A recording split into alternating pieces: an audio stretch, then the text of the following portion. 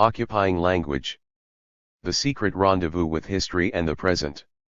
Marina, Sitrin and Dario Azzellini. Contents. Prelude. An invitation to a global conversation. New social relationships and a new common language. Recuperating language and voice. Rupture. Horizontalidad, horizontalism, horizontal. Poder popular, popular power. Assemblies and encuentros. Recuperate. Protagonism and social protagonism. Effective and trust-based construction. Autogestion. Autonomy. Todos somos. A movement of movements. Territory and space. Mayday. Politics of walking and process. About the authors. Recent and forthcoming from Zuccotti Park Press. Prelude. On September 19, 2011, a group of 20 participants in Occupy Wall Street were standing in a circle in Zuccotti Park discussing what it means to facilitate an assembly, and what the role of facilitators is and can be. At one point it was suggested that our role is to help create the most horizontal space possible. In response, a young woman asked, "What does that mean?" Horizontal. Another young woman responded, "You know, what they did in Argentina," and then another asked what that was. Later, in a university setting in New York, a discussion was taking place with regard to the Occupy movements, then 2 months underway, with assemblies organized in more than 1,500 towns, cities, and villages in the United States alone. A young participant in the Occupy movements spoke of how the assemblies are being organized using horizontalism. A well-known academic responded that it was amazing that the creation of horizontalism in Occupy Wall Street had spread so quickly around the world. Over the days, weeks, and months that have followed, so many conversations and relationships being developed have been reminding us of the past 20 years of autonomous creation within movements in Argentina, Mexico, Bolivia, and Venezuela, as well as the U.S./European Global Justice Movement. And then in Spain and Greece, where we recently traveled to meet with people in the movements, we also found that people are both speaking and organizing in ways very similar to what we have seen in Latin America, yet often without any conscious knowledge of or reference to those movements.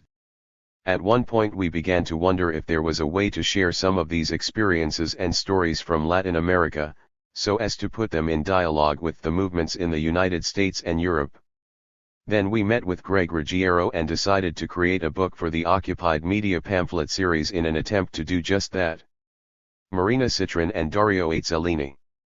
An invitation to a global conversation. Occupying language is an open conversation. Through it, we invite you to join us to explore insurgent movements that have been organizing in Latin America over the past 20 years, and to connect key concepts and language from those struggles with what is new and beautiful in the social relations being created by people's movements in the United States today. There are of course many similarities with preceding forms of organization and mobilization, especially with the movement for global justice of the late 1990s and early 2000s. However, we are choosing to ground the discussion in movements and groups that arose from and are comprised of ordinary people, rather than activists. Language is not neutral, and words transport and express concepts and ways of thinking. They can consolidate and perpetuate hierarchies, domination, and control just as they can underline equality and strengthen consciousness. Latin American struggles for dignity, freedom, and liberation are rooted in more than 500 years of resistance.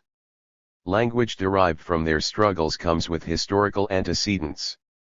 In Occupying Language we describe the experiences of the movements from the position of accompaniment, walking together, and thinking together about the many possible meanings of the diverse practices.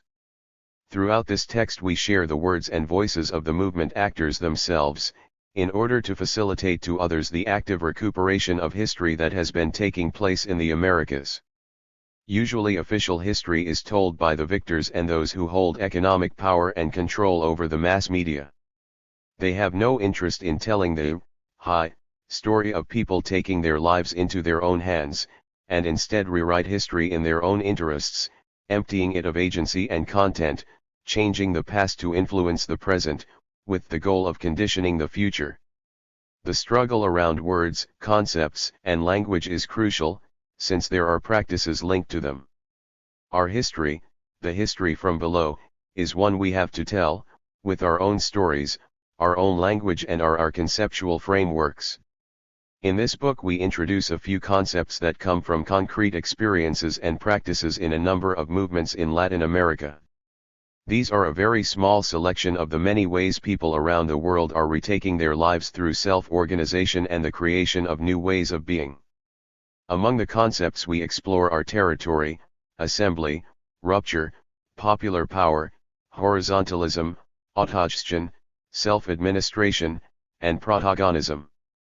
Examples of each term are drawn from different Latin American communities of struggle, from the spreading of horizontalidad with the popular rebellion in Argentina, and the concept of territory seen in Bolivia and Mexico, to the construction of popular power in the consejos comunales in Venezuela, and the vision of interconnected human diversity articulated in the call for one world in which many worlds fit by the indigenous Zapatista communities in Chiapas, Mexico. Now, on to what the new movements are doing, and their secret rendezvous with history. The Walk of the New. In Cairo, Egypt, the people who gathered in Tahrir Square declared Kifaya. Enough. In Syntagma Square in Athens, Greece, the people hung banners declaring, in Spanish, Ya basta. Enough is enough. In Spain, the people call out for democracy real ya. Real democracy now. In the United States and throughout the world, people occupy spaces, participate in assemblies and take to the streets saying, we are the 99%. New social relationships and a new common language. We are living in a time of uprisings, movements, and moments against economic crises and the politics of representation. Kifaya, ya basta, and enough, are shouted by millions against an untenable situation and resonate with the powerful affirmations democracy real ya, and we are the 99%. The use of the exclamation point reflects passion and determination. These are shouts of anger, manifestations of collective power and the strength of people's voices in the songs of joy in finding one another. There have been numerous historic epochs in which something massive and new sweeps the globe, the revolutions and revolts of the mid-1800s, the powerful working-class struggles of the early 1900s, the tremendous political and cultural shifts and anti-colonial struggles of the 1960s, to name only three. We believe we have entered another significant historic epoch.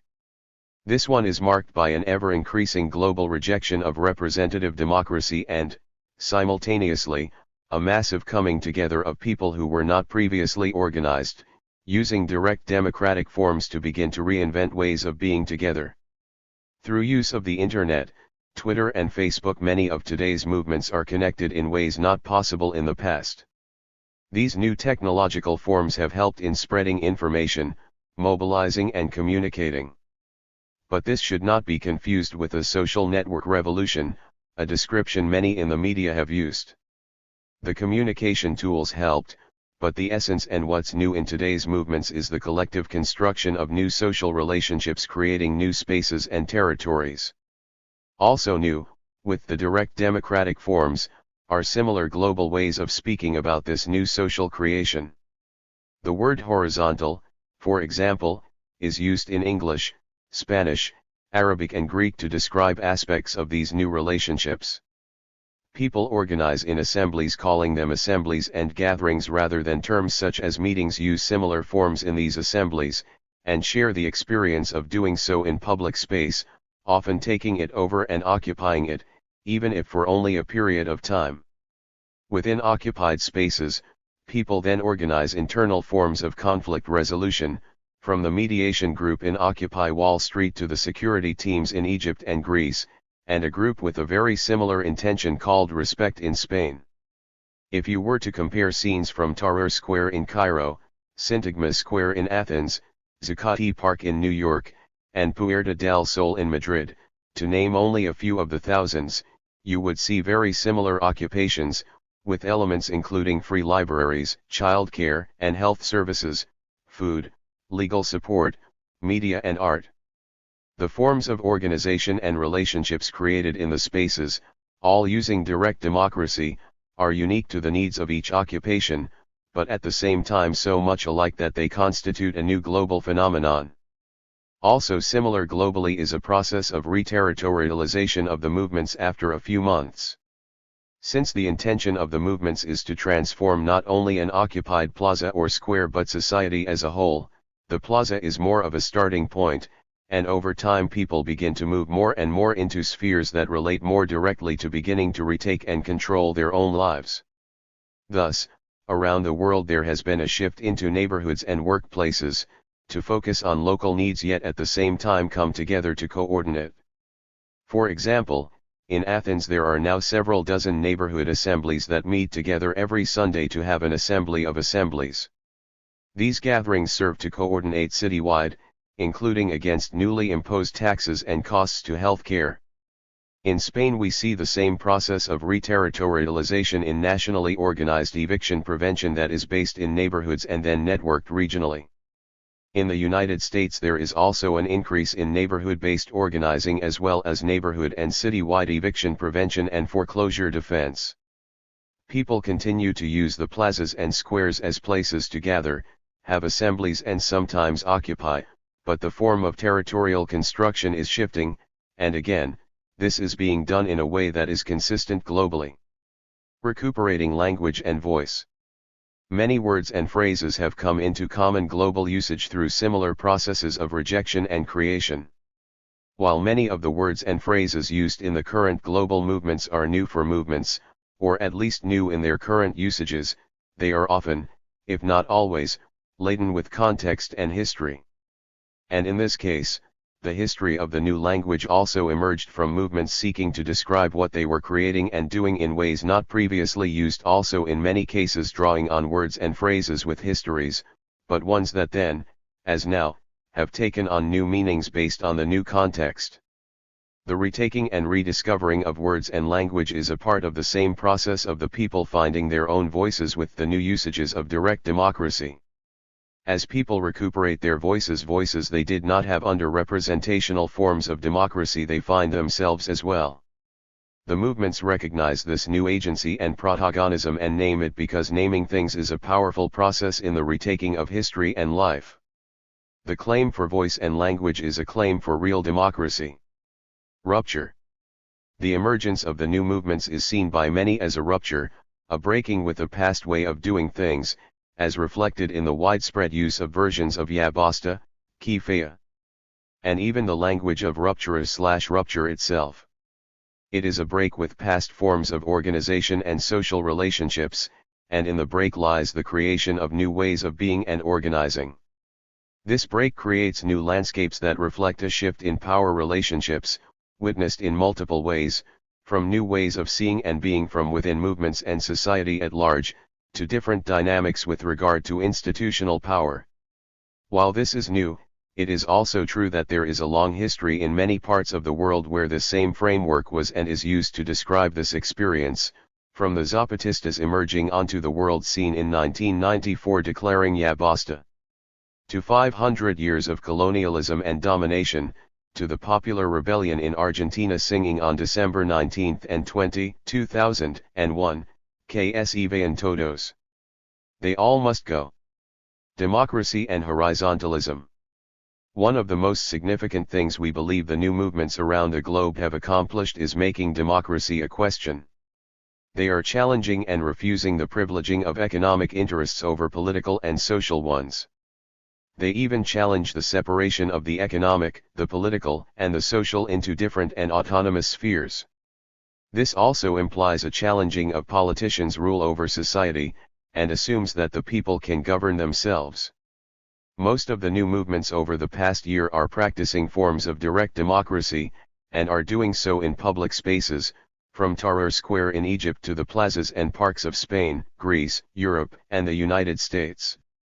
Consistent with the similar forms of organization is a similar language to articulate these new forms. What the movements declare is democracy first. This is not how the political system under which we live functions. Under neoliberal capitalism, those with economic power make decisions related to issues of property and the economy, and then political decisions follow to support the economic decisions that have already been made. The Occupy movements turn this on its head and say, no.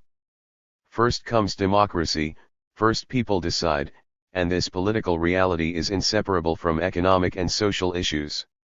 This relinking of political, social, and economic relationships is at the heart of the Occupy movements.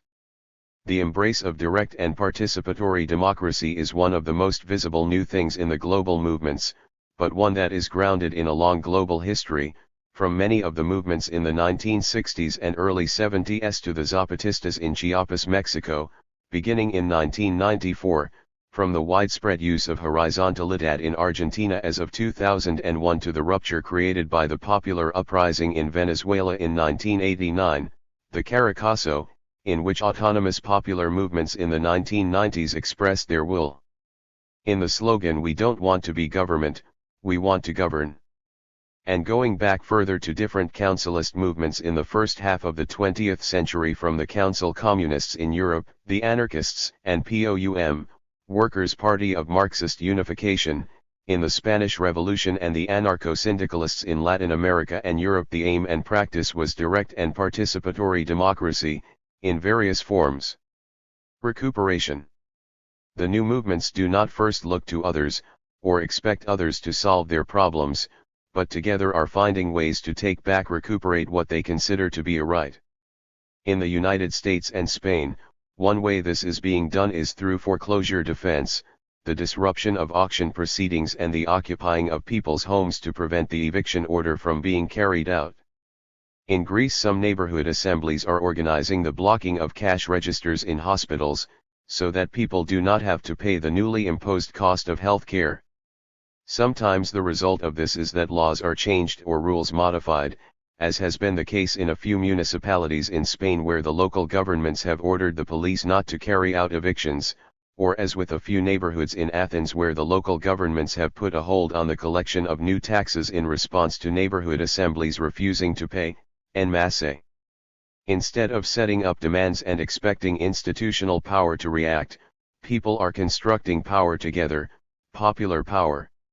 Recuperation is a manifestation of this new way the movements are looking at power and autonomy, taking back what is ours.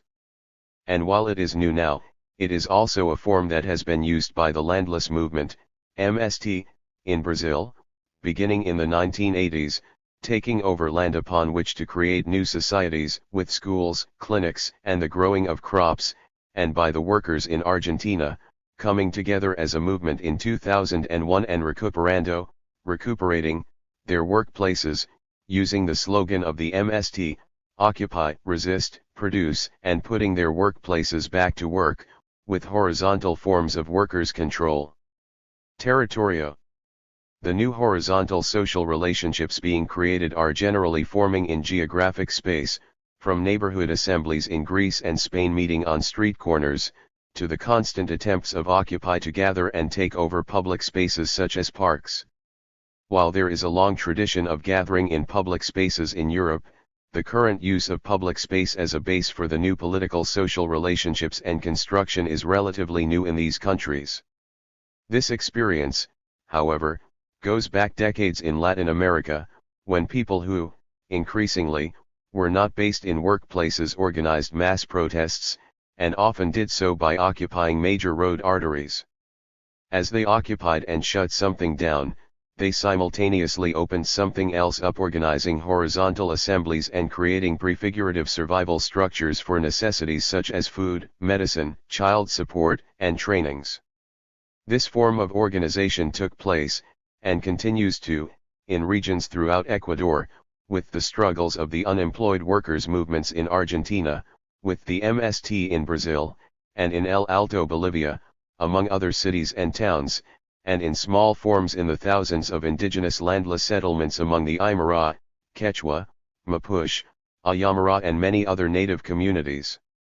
Often these new spaces of autonomous construction are called territorios, territories, speaking to the new landscape that is both physical but also conceptual. Walking, we ask questions. One of the many beautiful things in the new movements is the multiplicity of paths created and desired. There is not one static or pre-stated goal, but instead a process of walking toward desires, and doing so prefiguratively, manifesting the desired future in day-to-day relationships. This is not to be confused with seeing only the process and momentary social relationships as the goal, not at all. Rather, we see that as the movement develops, as assemblies take place, people involved in the process change, and as individuals change, the group and territories of construction change, the movement changes, then again individuals are changed. This dynamic of change has an effect on the politics and choices that assemblies and movements make. An ultimate goal and strategy are not predefined but are worked toward, constantly, necessarily changing as we move together, walking, asking questions. Previous movements in Latin America in the 1960s, especially those connected to liberation theology, used the framework of hacer el camino al andar, making the road by walking. The Zapatista communities speak of this similar process as camina preguntando, to walk asking questions. These examples reflect the multiple histories that help create multiple open-ended paths. The secret rendezvous with history and the present. Walter Benjamin wrote of memory and history as a secret rendezvous between past generations and our own one. The secret is not something that is known and not told, but something a great deal more subtle and ambiguous.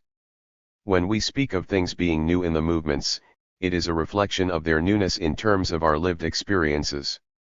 And when we write various histories to these experiences, which we argue are often very similar, the similarities are frequently so remarkable that it seems as if one is just taken directly from the other.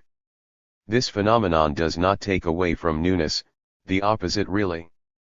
Today's movements are finding or creating places where the new meets the old, offering spaces of encuentro, and meeting where new and emerging social relationships creatively mix with many hundreds if not thousands of years of collective experimenting with the various forms of relating, rebellion and struggle. We offer this meeting place so we may best learn from one another, and especially so we may learn from our various positive experiences as well as the negative ones. It is not about fearing a repetition of history, since history does not repeat, but about seeing more clearly some of the many places the movements have come from, so we can walk along further together, from different parts of the world and from our many generations. Camina Preguntando. Our book offers only the slightest of glances, and only into the past 20 years of creation and resistance in Latin America.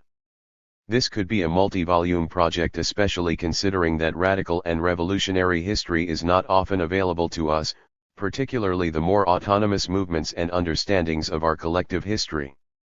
So let us retake our history and bring it along in our present, so as to learn more and find more places of encuentro and rendezvous that can be less secret. 1 Walter Benjamin, Geschichtsphilosophisch Thesen, in zur Kritik der Gewalt und der Aufsätze, Walter Benjamin, Frankfurt am, Suhrkamp, 1965, p. 88. Rupture. Openly defined, a break, actual or in the imaginary, with previous ways of being, seeing, and relating change, in this case opening the way for more emancipatory relationships with greater solidarity. Ruptures can range from economic crisis and natural disasters to strikes, mass civil disobedience, rebellions, and uprisings. Families sat at home, many before their television sets, in an evening that began the way so many others had, what to watch, what to make for dinner, the regular nightly questions. Then a TV newscaster appeared on every channel and announced that from that moment on, all bank accounts were frozen. Silence in the house. The economic crisis had fully arrived. People sat in silence, staring at the TV. They waited, they watched, and they waited. And then it was heard, outside one window and then another, outside one balcony and another, neighborhood by neighborhood. Tack, tack tack, tack tack tack. Families went to their windows, went out onto their balconies, and saw what was making the sound. The sound was people banging spoons on pans, spatulas on pots, the sound of the cacerolas o2. The sound became a wave, and the wave began to flood the streets. We heard it, and then on the television sets accompanying our solitude, we saw it. Newscasters, dumbfounded, captured the first caceroleros, people in slippers, shorts, robes and tank tops, with children on their shoulders, entire families, out in the streets, tack, tack tack, tack tack tack, hitting their pots and pans. What they were saying was not expressed in words, it was done. Bodies spoke, and spoke by the thousands and hundreds of thousands. Tack, tack tack, in slippers tack tack, old people, tack tack, children, tack tack tack, the cacerolazo had begun. The institutions of power did not know what to do, they declared a state of emergency in the morning, falling back on what had always been done. Law and order. But the people broke with the past, with what had been done, and no longer stayed at home in fear, they came into the streets with even more bodies and sounds. And then the sounds, the tack tack tack, turned into a song. It was a shout of rejection, and a song of affirmation. Que se vayan todos. They all must go, was sung, and sung together with one's neighbor. It was not just a shout against what was, but it was a song sung together, by the thousands and hundreds of thousands. People sang and banged pots and greeted one another, kissing the cheeks of neighbors, really seeing one another for the first time. It was a rupture with the past. It was a rupture with obedience, and a rupture with not being together, with not knowing one another. It was a rupture that cracked open history, upon which vast new histories were created. Rupture is a break that can come from many places, always shifting both the ways people organize, including power relationships, as well as the ways people see things.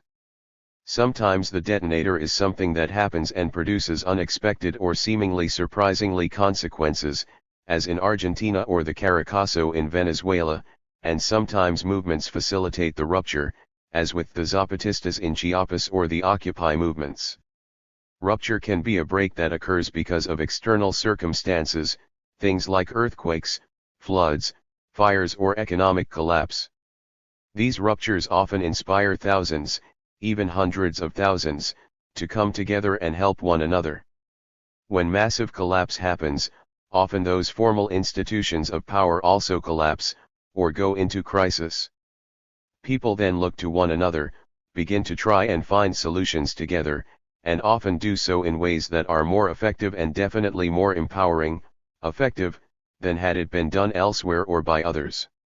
In the current movements, arising in 2010 and 2011, rupture came upon us, seemingly surprisingly, though in many places around the world there was some organization in advance. This includes the New York City General Assembly organizing throughout the summer in response to the Adbusters' call, and Democracia Real Yat. In Spain meeting and gathering others for the first assemblies, before the occupation of Puerta del Sol, yet not imagining that there would be such a lasting and massive occupation. Rupture can be when many things break open our imaginations, society's imagination, the idea of the possible and impossible, and this can shift the public dialogue about what is and what is possible. Central to the idea of rupture is that ways of seeing things fundamentally change, and in response people start to organize and relate with one another differently. To speak with movement participants around the globe now, in 2012, many use the same language to describe what took place with the plaza and park occupations, the same word even, translated everywhere as rupture.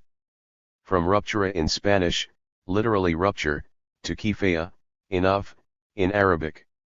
Throughout Latin America the language of rupture is used to describe the decisive moments when things break open, freeing new relationships, creating new landscapes and shifting relationships of power. In Bolivia the Cochabamba water war was a clear rupture. Protests in the Bolivian city of Cochabamba broke out after the government privatized the water and gave the concessions to a U.S. transnational company, Bechtel. Bechtel raised prices immediately, so that people had to pay water bills that were up to 35% of their monthly income. Bechtel also forbade the traditional irrigation systems of peasants, prohibiting the collection of rainwater, considering it their property, essentially privatizing rainwater. The people of Cochabamba and the surrounding peasant communities began organizing in response in 1999. Between January and April of 2000, many thousands of people organized in the streets, resisting both the police and the military, with the result that the city streets were effectively controlled by the protesters. Finally, government authorities did not dare to show themselves on the streets of Cochabamba, and the police and military retreated to their camps and bases. The central government was forced to turn back the decision to privatize water. It was a massive victory for the people, and a rupture in the relationship of power between the people organized and the government and its forces of repression. For the people of Venezuela, the rupture that has led to the current process of struggle and creation began on February 27, 1989, with the explosion of El Caracazo. The rebellion was caused by a situation of dramatically increasing poverty. Annual inflation had reached 100%. There were shortages and speculation with regard to food and most basic necessities. More than half the population was hungry. These abysmal conditions had resulted from a program of austerity and structural adjustment implemented by President Carlos Andrés Pérez, following International Monetary Fund, IMF, guidelines, that enabled changes in labor laws, more leeway in the hiring and firing of workers, and the privatization of state-owned services and enterprises, such as the telephone company. The final detonator was when on the morning of February 27, people went to ride their neighborhood bus and found that the fares had doubled overnight. Public rage was immediate. Throughout Caracas, people responded by destroying buses, and then setting them alight. From there, people began to walk down the hills from the poor neighborhoods, taking what they needed and wanted, looting. The rebellion spread to all Venezuelan cities, involving more than 1 million people. In response, the government ordered the police and the army to suppress the uprising, killing thousands. It is said, even if not officially confirmed, that the government had left the country and come back after the uprising was suppressed. The Caracazo was a rupture. People suddenly realized their potential collective power, and that with it they could even chase out a government. But it also showed that if they could not build their own structures of self-administration, old forms of institutional power could again return. The middle ranks of the army were the ones ordered to carry out the massacre. The outcome enforced the conviction among the already secretly organized leftist Bolivarians in the armed forces that it was necessary to act quickly to stop the regime. And the experience of having been ordered to shoot their own people convinced thousands of soldiers to join the different secret leftist and revolutionary groups inside the army, particularly the group led by Hugo Chavez and other young officers. In February and November of 1992, there were two civil-military uprisings. The military coordinated its uprisings with leftist groups and organizations from poor neighborhoods, and even some armed revolutionary militias and former guerrilla fighters. The civil-military uprisings failed, and hundreds of soldiers were killed by loyal troops. Hundreds more were imprisoned. But knowing that at least a portion of army members were with the people and ready even to risk their lives on a path of no return such as an armed uprising, gave the people hope and strength. A fundamental change in Venezuela was a widespread feeling that revolutionary change no longer seemed out of reach. This meant another important rupture. Together with the Caracazo, the civil-military uprisings were constitutive of the Bolivarian process. In the midst of the crisis of the established powers, popular movements adopted more and more autonomous positions, moving from specific demands around concrete problems to demands for self-determination, self-management, and constituent power. Horizontalidad, horizontalism, horizontal. Openly defined, horizontalidad is a form of social relations established and sustained through non-hierarchical forms of communication.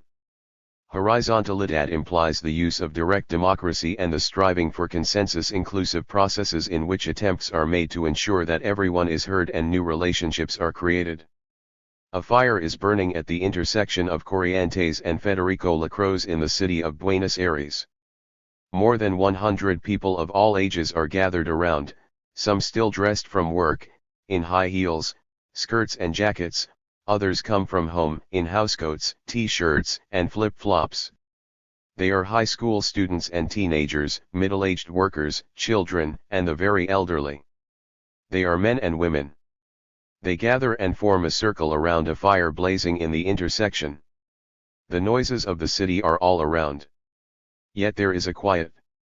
There is a quiet that can be felt, a quiet that is respect, a quiet that is a growing dignity, the quiet of listening. An older woman is speaking of how to organize the upcoming week's free medical service, which will be offered by a doctor from another neighborhood assembly. The questions of where the medical service will take place, and how to get the needed supplies are on the table for discussion. It is a question of the health of the children in the neighborhood. The topic is serious. The listening is serious. The quiet is serious. People take turns speaking. Some talk over others, and the facilitator is often ignored. Yet all manage to speak and to be heard. It is the quiet insurgent noise of horizontalidad. The group finally reaches a consensus, and the quiet changes, a song emerges, the joyous song sung on the days that the popular rebellion began. Oh, que se vayan todos, que no quid ni uno solo. Oh. This is horizontalidad in Argentina. To participate in any of the assemblies taking place throughout the world generally means to stand or sit in a circle, with a handful of facilitators, and speak and listen in turn, with general guidelines and principles of unity, and then together work to discuss and reach consensus, a general agreement on whatever issue is raised. If one were to ask a participant about this process, they most likely would explain the need to listen to one another, feeling that in society they are excluded from meaningful participation, and perhaps they might use the language of direct or participatory democracy. Often in these conversations, some version of the horizontal will arise, whether in the description or desired goal. Horizontalidad, horizontally, and horizontalism are words that encapsulate the ideas upon which many of the social relationships in the new global movements are grounded. Horizontalidad is a new way of articulating this relationship, based in effective and trust-based politics. It is a dynamic social relationship. It is not an ideology or political program that must be met so as to create a new society. Horizontal relationships are a break with the logic of representation and vertical ways of organizing. Horizontalidad is a practice used by social movements and groups, but when the conversation moves in the direction of mass assemblies and autonomous governance, there might also be a need for structures that, while using non-representative forms, are not either creating the same sort of social relationships possible with horizontalidad. Spokes councils, the Zapatista form of self-governance, and the communes in Venezuela are three such examples. The word horizontalidad was first heard in the days after the popular rebellion in Argentina in December 2001. No one recalls where it came from or who might have said it first. It was a new word, and emerged from a new practice. The practice was people coming together, looking to one another, and without anyone in charge or having power over another, beginning to find ways to solve their problems together. And through doing this together, they were creating a new relationship. Both the process of making decisions, and the way they wanted to relate in the future were horizontal. What this meant was, and still is, to be discovered in the practice, or as the Zapatistas say, in the walk, questioning as we walk. The rebellion in Argentina came in response to a growing economic crisis that had already left hundreds of thousands without work, and many thousands hungry. The state provided no possible way out. In response, first one person, and then another, and then hundreds, thousands, and hundreds of thousands came out into the street, banging pots and pans, cacerolando. They were not led by any party, and were not following any slogans. They merely sang, que se vayan todos. Que no quid ni uno solo. They all must go. Not even one should remain. Within 2 weeks, 4 national governments had resigned. One of the most significant things about the social movements that have emerged in Argentina since the 2001 popular rebellion, is how generalized the experience of horizontalidad was and has remained, among the middle class organized into neighborhood assemblies, the unemployed organizing in neighborhoods, and workers taking over recuperating their workplaces. Horizontalidad, with the rejection of hierarchy and political parties, became the norm. And now, in 2012, the assumption that people often begin with as they continue to organize is that any new movement effort or struggle will be horizontal. This can be seen today in the hundreds of assemblies up and down the Andes fighting against international mining companies, and the thousands of baccalaureate's alternative high school diploma programs organized by former assembly participants, housed in recuperated workplaces. Horizontalidad is a living word, reflecting an ever-changing experience. While months after the popular rebellion many movement participants spoke of their relationships as horizontal to describe the new forms of decision-making, years after the rebellion, those continuing to build new movements, spoke of horizontalidad as a goal as well as a tool. Social relationships are still deeply affected by capitalism and hierarchy, and thus by the sort of power dynamics they promote in collective and creative spaces, especially how people relate to one another in terms of economic resources, gender, race, access to information and experience. Horizontalidad has to be understood as an open-ended social process, an active act of seeking, rather than a final end, since living under capitalism makes total equality of relationships impossible. It would be an illusion to think that a happy island of horizontalism can be created in the middle of the sea of capitalism. Movements around the globe using horizontal forms of assemblies and relationships, from Spain and Greece to London and the United States, are also beginning to reflect more deeply on the challenges, similarly reflecting that horizontalidad is not a thing, but a process. One such reflection is a critique of the belief that the naming of a practice alone can conjure the behavior. Similarly, conflating the naming of a practice with a person's identity I am horizontal, for example, can confuse the fact that it is only made real in practice, not by the naming. Even worse, there can be the possibility of creating a hierarchy in our very efforts to combat hierarchical structures, for example, by asserting that I am more horizontal than you are, or that our collective has the most horizontal practices. The idea that horizontalidad can be a thing, something that exists by its invocation, is not quite right. This can create more than confusion, sometimes it can lead to anger and frustration. If a person is told that all have an equal voice, that there is no hierarchy, and that relationships are all prefigurative, and then that person has an experience of not feeling heard or respected, or prefigured, she is likely to feel betrayed. If collectively we do not see horizontalidad as a process, we are less likely to do the hard work of breaking down hierarchy and trying to create power with one another. It is important to always make clear and always be aware of the fact that the naming of a practice does not mean it is being actually manifested. Poder popular power.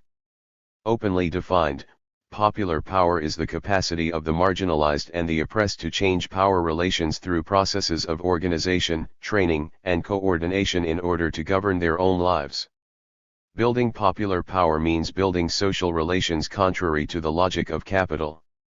We are in Sala de Badala Alicia Benitez, the community center of the Age de Maca commune under construction in the greater Caracas area. We are in Pater, which is said to be Latin America's largest poor neighborhood, sometimes called barrio, villa, favela, or shantytown. 30 communities that are organized in communal councils have united to create a commune and all decide from below, in their local assemblies, what to do in their neighborhoods. The barrios, the informal and marginalized neighborhoods, make up about 70% of Caracas. Infrastructure in the barrios is precarious, they lack basic services, there is little to no public space, and most of the dwellings are built into the hillside and connected to one another through unevenly built narrow stairs and walkways. Look, says Pablo to the government employee offering to build a place to store and sell food at far below market price by eliminating intermediaries and speculation, one thing has to be clear, we decided in the community that we will administer this place for you. Mili, joining the conversation, says, We also have to be able to sell other food, for example by connecting directly with producers. 5. The government official agrees, he will bring maps to discuss the construction with the community. The commune already has 2 enterprises of social communal property, a passenger transport system with 6 four-wheel drive jeeps, and a center for the distribution of liquid gas for cooking. Most of the communal councils have small community enterprises such as bakeries, a cobbler, and even small agricultural production. To set up the commune enterprises, first all the communal councils held assemblies and discussed what they needed most. Then they held workshops with a facilitator from the Ministry of Communes and discussed the project in detail, including the organizational and decision-making structure for the enterprises. The result was approved by the neighborhood assemblies of the communal councils. The liquid gas distribution center was built by the National Petrol Company (PPSA) and is administered by the community. It started to work in April 2011 and immediately we could pay 4 people to work there at a dignified salary, even while the gas cylinder is sold at just 20% of the usual market price. As well, those most in need, like unemployed single mothers, get it free, explained Lorenzo Six, who used to be a lawyer for private firms. Lorenzo, together with Pablo and Yusmili, is one of the driving forces behind the commune and works in the communal transport enterprise. We got 6 vehicles from the Ministry of Transport and we started serving the commune on the highest parts of the hill, since they had the worst service. The communities of the Ijtamaka commune also have brought doctors, dentists, and literacy educators to their communities.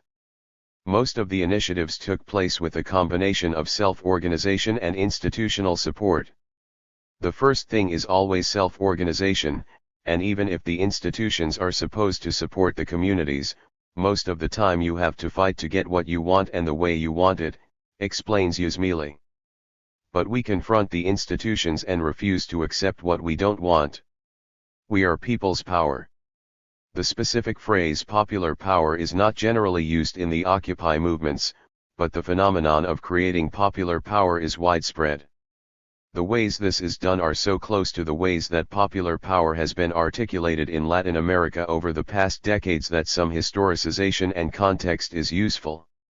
Historically, popular power had been understood as social forces that build parallel structures in a revolutionary process, creating a situation of dual power. After consolidation of the new real power, the party and/or the revolutionary state, popular power would be subordinated to them. In the new movements, since the 1990s, first in Latin America and then beyond, the construction of popular power has been understood as a path and goal. The construction of parallel structures is not seen as transitional until the takeover of the state but as the central element of building a new society, while the old structures still exist. It is not a fully formed concept, but rather a process of seeking and creation, nourished by centuries of experiences, forms of organization, and struggles of subalterns, people who are marginalized, indigenous, formerly enslaved, workers, members of impoverished communities and so on. The forms that popular power can take differ a great deal. Anything that enables the people to administer aspects of their lives on their own, and whatever gives them the power to make their own decisions and improve their own autonomous process of constructing new social relations, can be seen as part of popular power. While some mechanisms of popular power might simply be directed to carrying out new alternative projects, others are constructing new institutionality. Popular power can be expressed through creating a community soup kitchen, recuperating a workplace, or by forming a network of community-controlled radio stations. It can also be seen with new forms of local self-administration, a local assembly of people debating their own needs or an assembly discussing public initiatives and taking a collective position toward them. In Oaxaca, Mexico, more than 350 groups and rank-and-file organizations founded the Popular Assembly of the People of Oaxaca, APPO, in June 2006.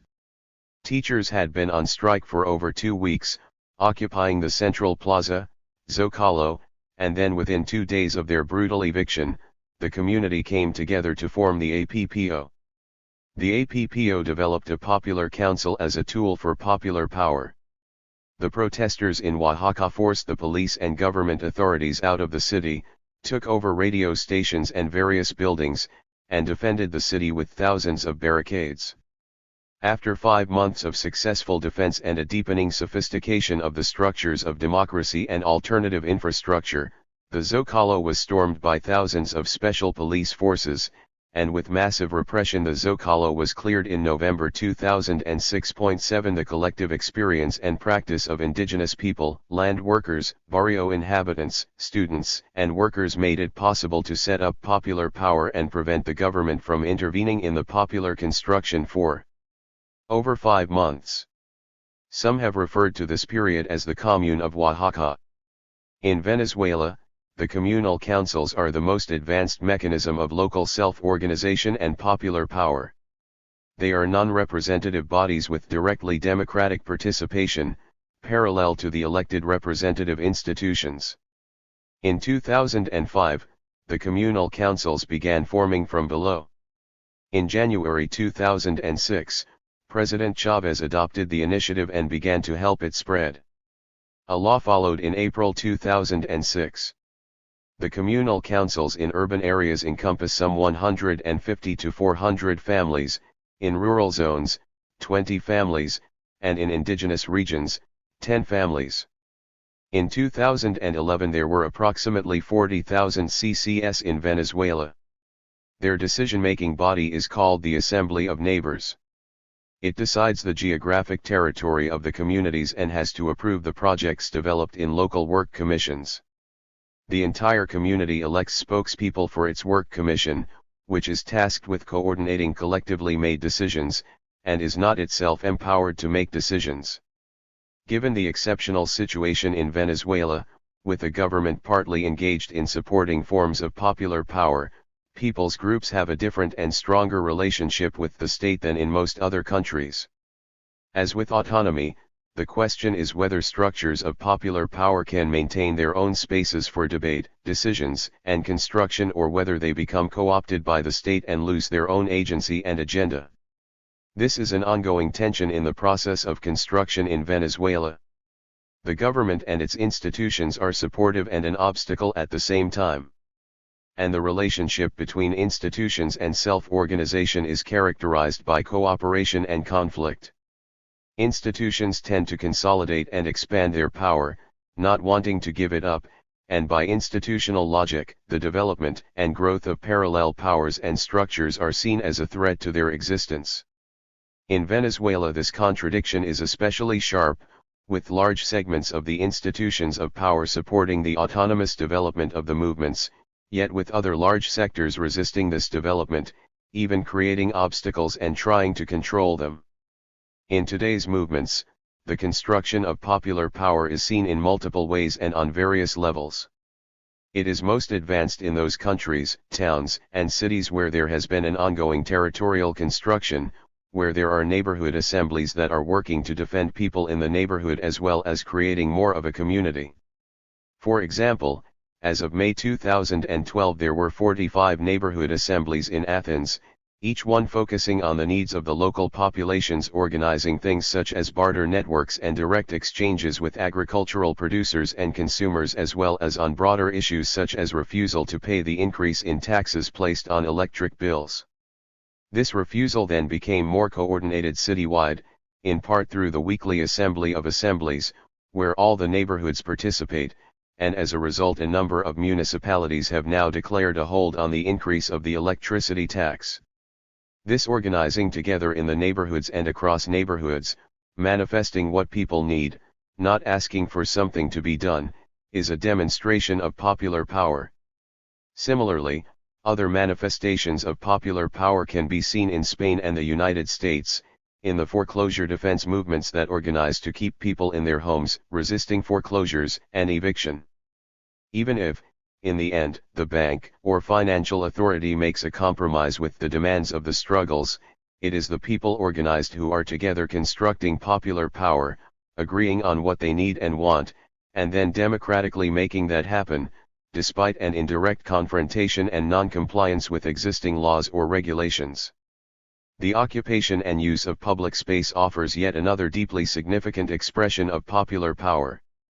Within a number of weeks, hundreds of thousands of people across the United States began to take for granted that if an assembly was called, many, sometimes hundreds or even thousands, would come together and create it. This does not mean that an occupation of a space that includes an encampment, with tents and so on, could be organized without planning, but the assumption was and is that if an assembly is desired, one just names a public space and it will occur. Before September 17, 2011, this was not an assumption, and in most cities and towns a gathering of more than 20 or 30 people required a permit. This is no longer even an issue. Assemblies take place in parks, in plazas, and even on street corners, and no permits have been requested for them since September 17. People together, organized, not filing for permits, but coming together and affirming with one another our power, have created this new space, a space constructed by popular power. Assemblies and encuentros. Openly defined, face-to-face gatherings of people, formed with the desire to share, discuss, and sometimes come to common agreement in a directly democratic manner. It was the night of September 17, 2011. More than 2,000 people filled Zuccotti Park. No one knew what to expect, but many were filled with anticipation. As night fell, the General Assembly began. It was intense, inspiring, and went on for hours. As 10 p.m. approached, thinking the park might close, proposals became more concrete. A consensus was reached: we would occupy. Thousands of hands went up in silent applause twinkling, and then we began a chant, no, a song, really, and a song with a call and response. The facilitators asked, what does democracy look like? Thousands responded, this is what democracy looks like. People were singing, jumping up and down and dancing, full of joy and a sense of power. Much farther south, 4 years prior, in an autonomously controlled community, with a junta de buen gobierno, good government junta, facilitating the participation of international guests, the first ever Zapatista Women's Encuentro was held. The indigenous rebel women explained, among other things, the following. We are going to speak, we women Zapatistas, with compañeras from Mexico and the world, and you will be able to ask questions about how we organize ourselves, the women Zapatistas, more directly with women. We are going to ask that the compañeros, men Zapatistas, help us with logistical questions. Compañeros from Mexico and the world may also come to hear us, but remain silent, the same as our compañeros. This third encuentro, as it will be especially of the women Zapatistas, will be dedicated to Comandante Ramona, and will take her name. Thus its name is this, Third Encuentro of the Zapatista peoples with the peoples of the world, Comandante Ramona and the women Zapatistas. 8. And that is what it was, a gathering of women from around the world, with hundreds of women Zapatistas presenting and discussing what they had been creating together for 14 years. The space was open and free, a true gathering and meeting of women from around the globe, talking about what was impossible and is now possible. An integral part of creating direct democracy and horizontalidad is the moments of gathering, the intentional coming together in ways so that all can speak and be heard, and often, so decisions can be made. Assembly is the name that is frequently used for this, particularly in the past 15 years. While conventionally it means only a coming together for a common purpose, the autonomous movements in Latin America and the globalization movements have shifted this meaning to imply a search for a desired common ground together, sometimes using the language of consensus, sometimes not. Direct democracy does not necessarily imply consensus. In fact, using the assembly form does not imply any one particular decision-making process in the movements, only that agreement is sought in a directly democratic manner. What this means is that attempts are made for all voices to be heard, using different tools for speaking and using active listening to be as open and inclusive as possible. This is often done through the use of facilitators who have been trained in whatever democratic form the group has chosen, though sometimes it is more of a collective effort, with the group taking responsibility for facilitation and participation. Other times, a group has a prior agreement for forms of participation, similar to ground rules, such as the establishment of a speaking order that alternates between male and female identified people speaking during assemblies. Occupy Wall Street practices a modified speakers list, stack, in which the list of speakers changes so that those people more historically marginalized get moved up higher on the speakers list. In many other groups, a person can only speak once until all those who wish to speak have also spoken. There are countless such examples of different groups finding ways to make the assembly the most participatory as makes the most sense in that particular location. Consensus is a formal, but flexible, process of decision-making that is modified in each location to reflect the needs of the people. Consensus is also a term that can be used by many in the assembly process to mean simply that a synthesis of ideas is sought based on all opinions shared during the gathering.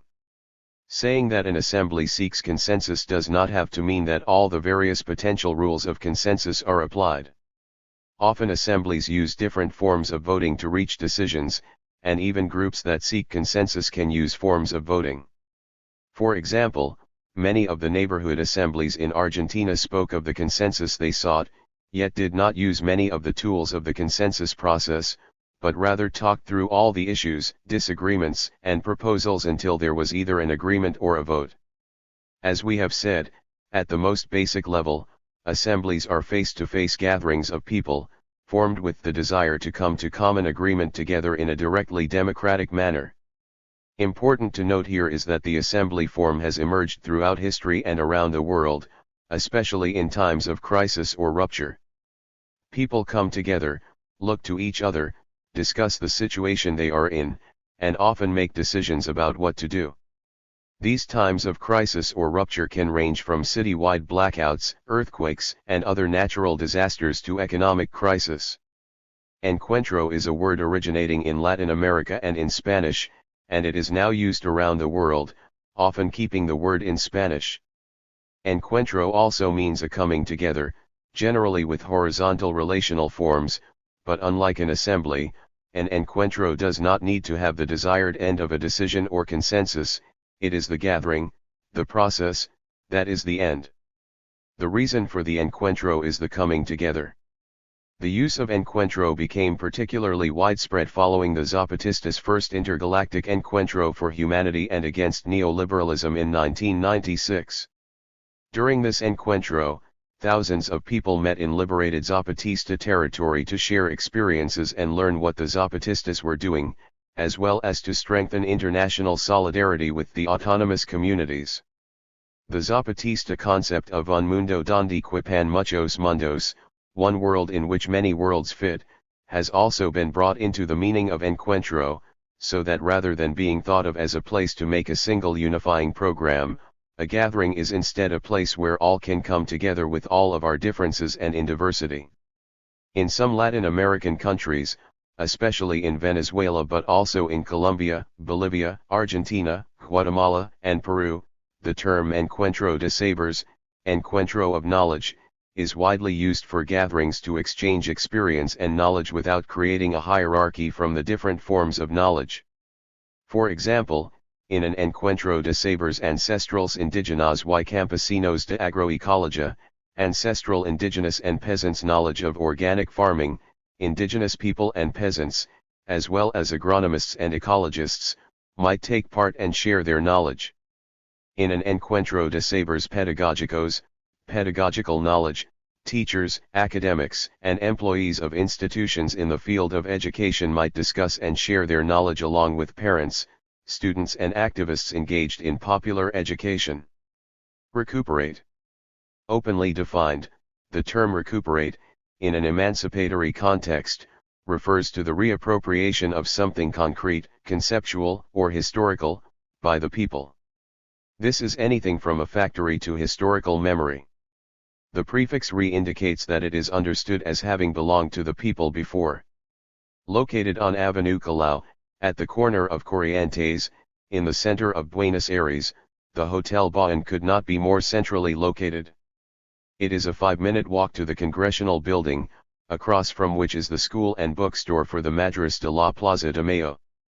Corrientes is one of the main avenues in Buenos Aires, known for all its shops and restaurants, and this section of Corrientes is also home to many bookstores, theaters, and art centers.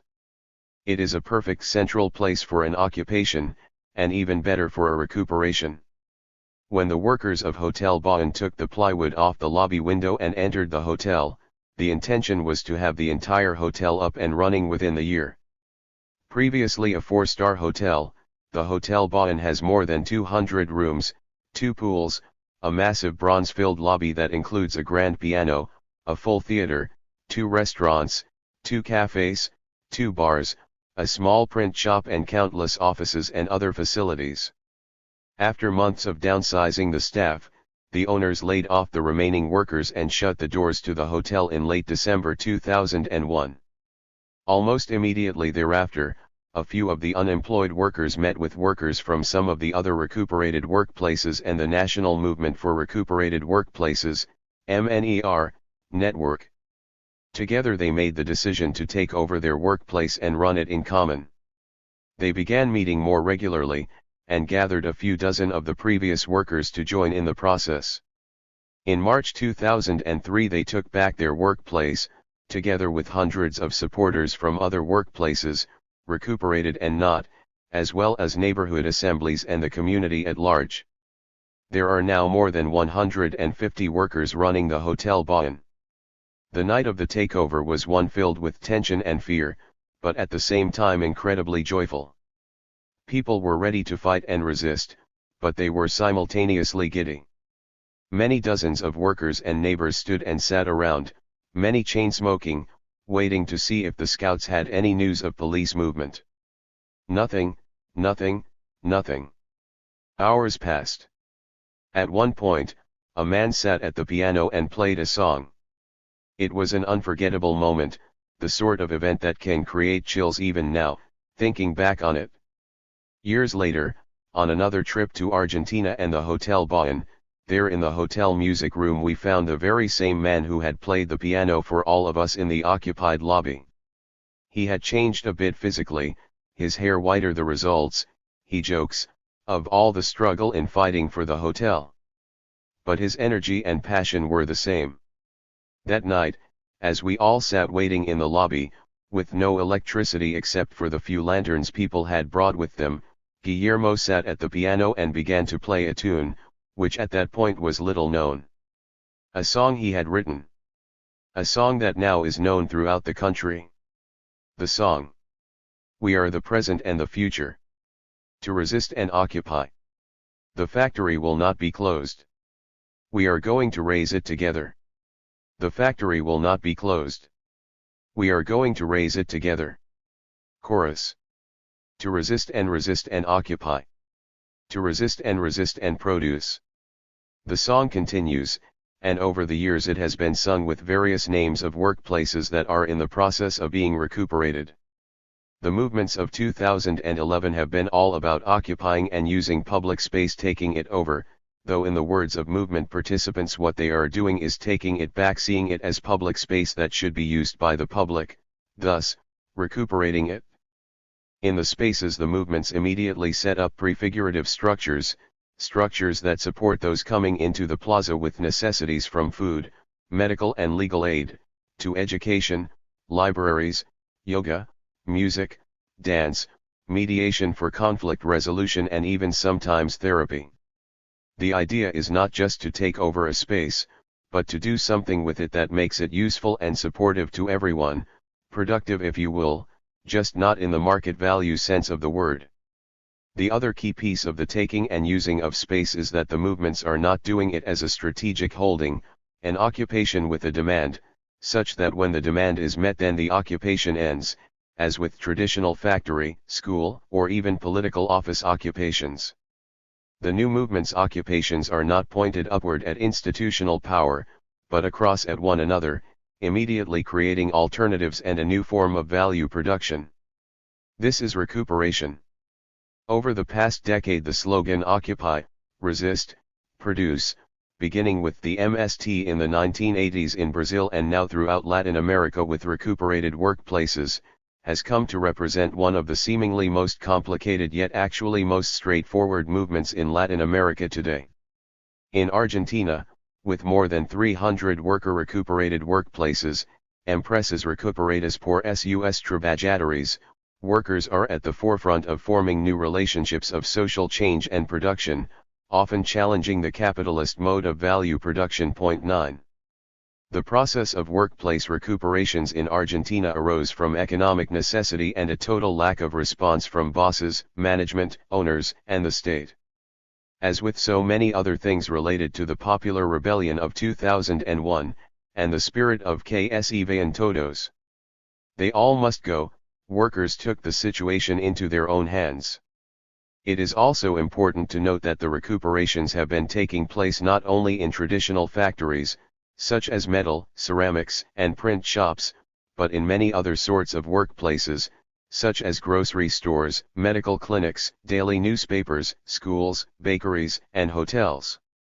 In these movements, work is defined by one's relationship not only to a machine, but to production in general, and in the rethinking of the relationship to production so as to prioritize the needs of workers, their families, the community, and the environment. The process of worker recuperations can be found throughout Latin America with dozens in Brazil, Uruguay, and Venezuela, and a few in Colombia and Mexico. The organizational structure they adopt differs from processes of worker control, using everything from directly democratic assemblies to ones that resemble more traditional cooperatives with less direct participation in day-to-day decisions.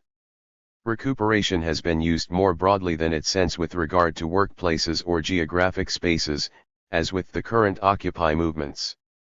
In Mexico and Venezuela, for example, movements speak of the recuperation of memory, history, knowledge, and dignity. Before the march of 1,111 unarmed Zapatistas to Mexico City in 1997, Subcommandant Marcos declared on behalf of the Indigenous Revolutionary Clandestine Committee General Command of the Zapatista Army of National Liberation, "We are going to recuperate national history for the ones from below. Today it is hijacked by the ones governing, to be killed and buried under the economic indices.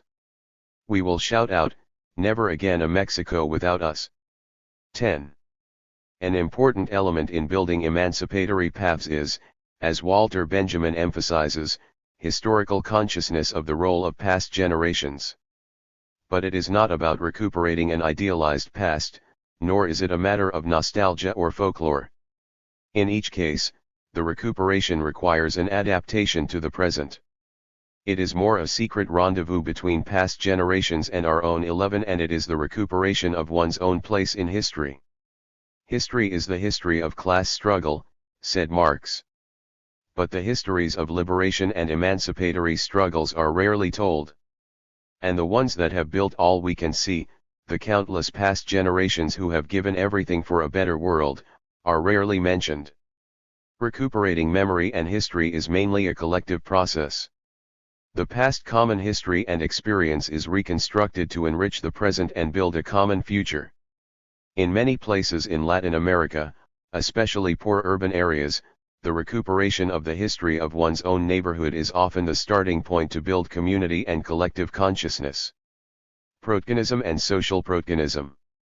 Openly defined, protagonism is self-activity and action, as opposed to concepts of delegation and representation.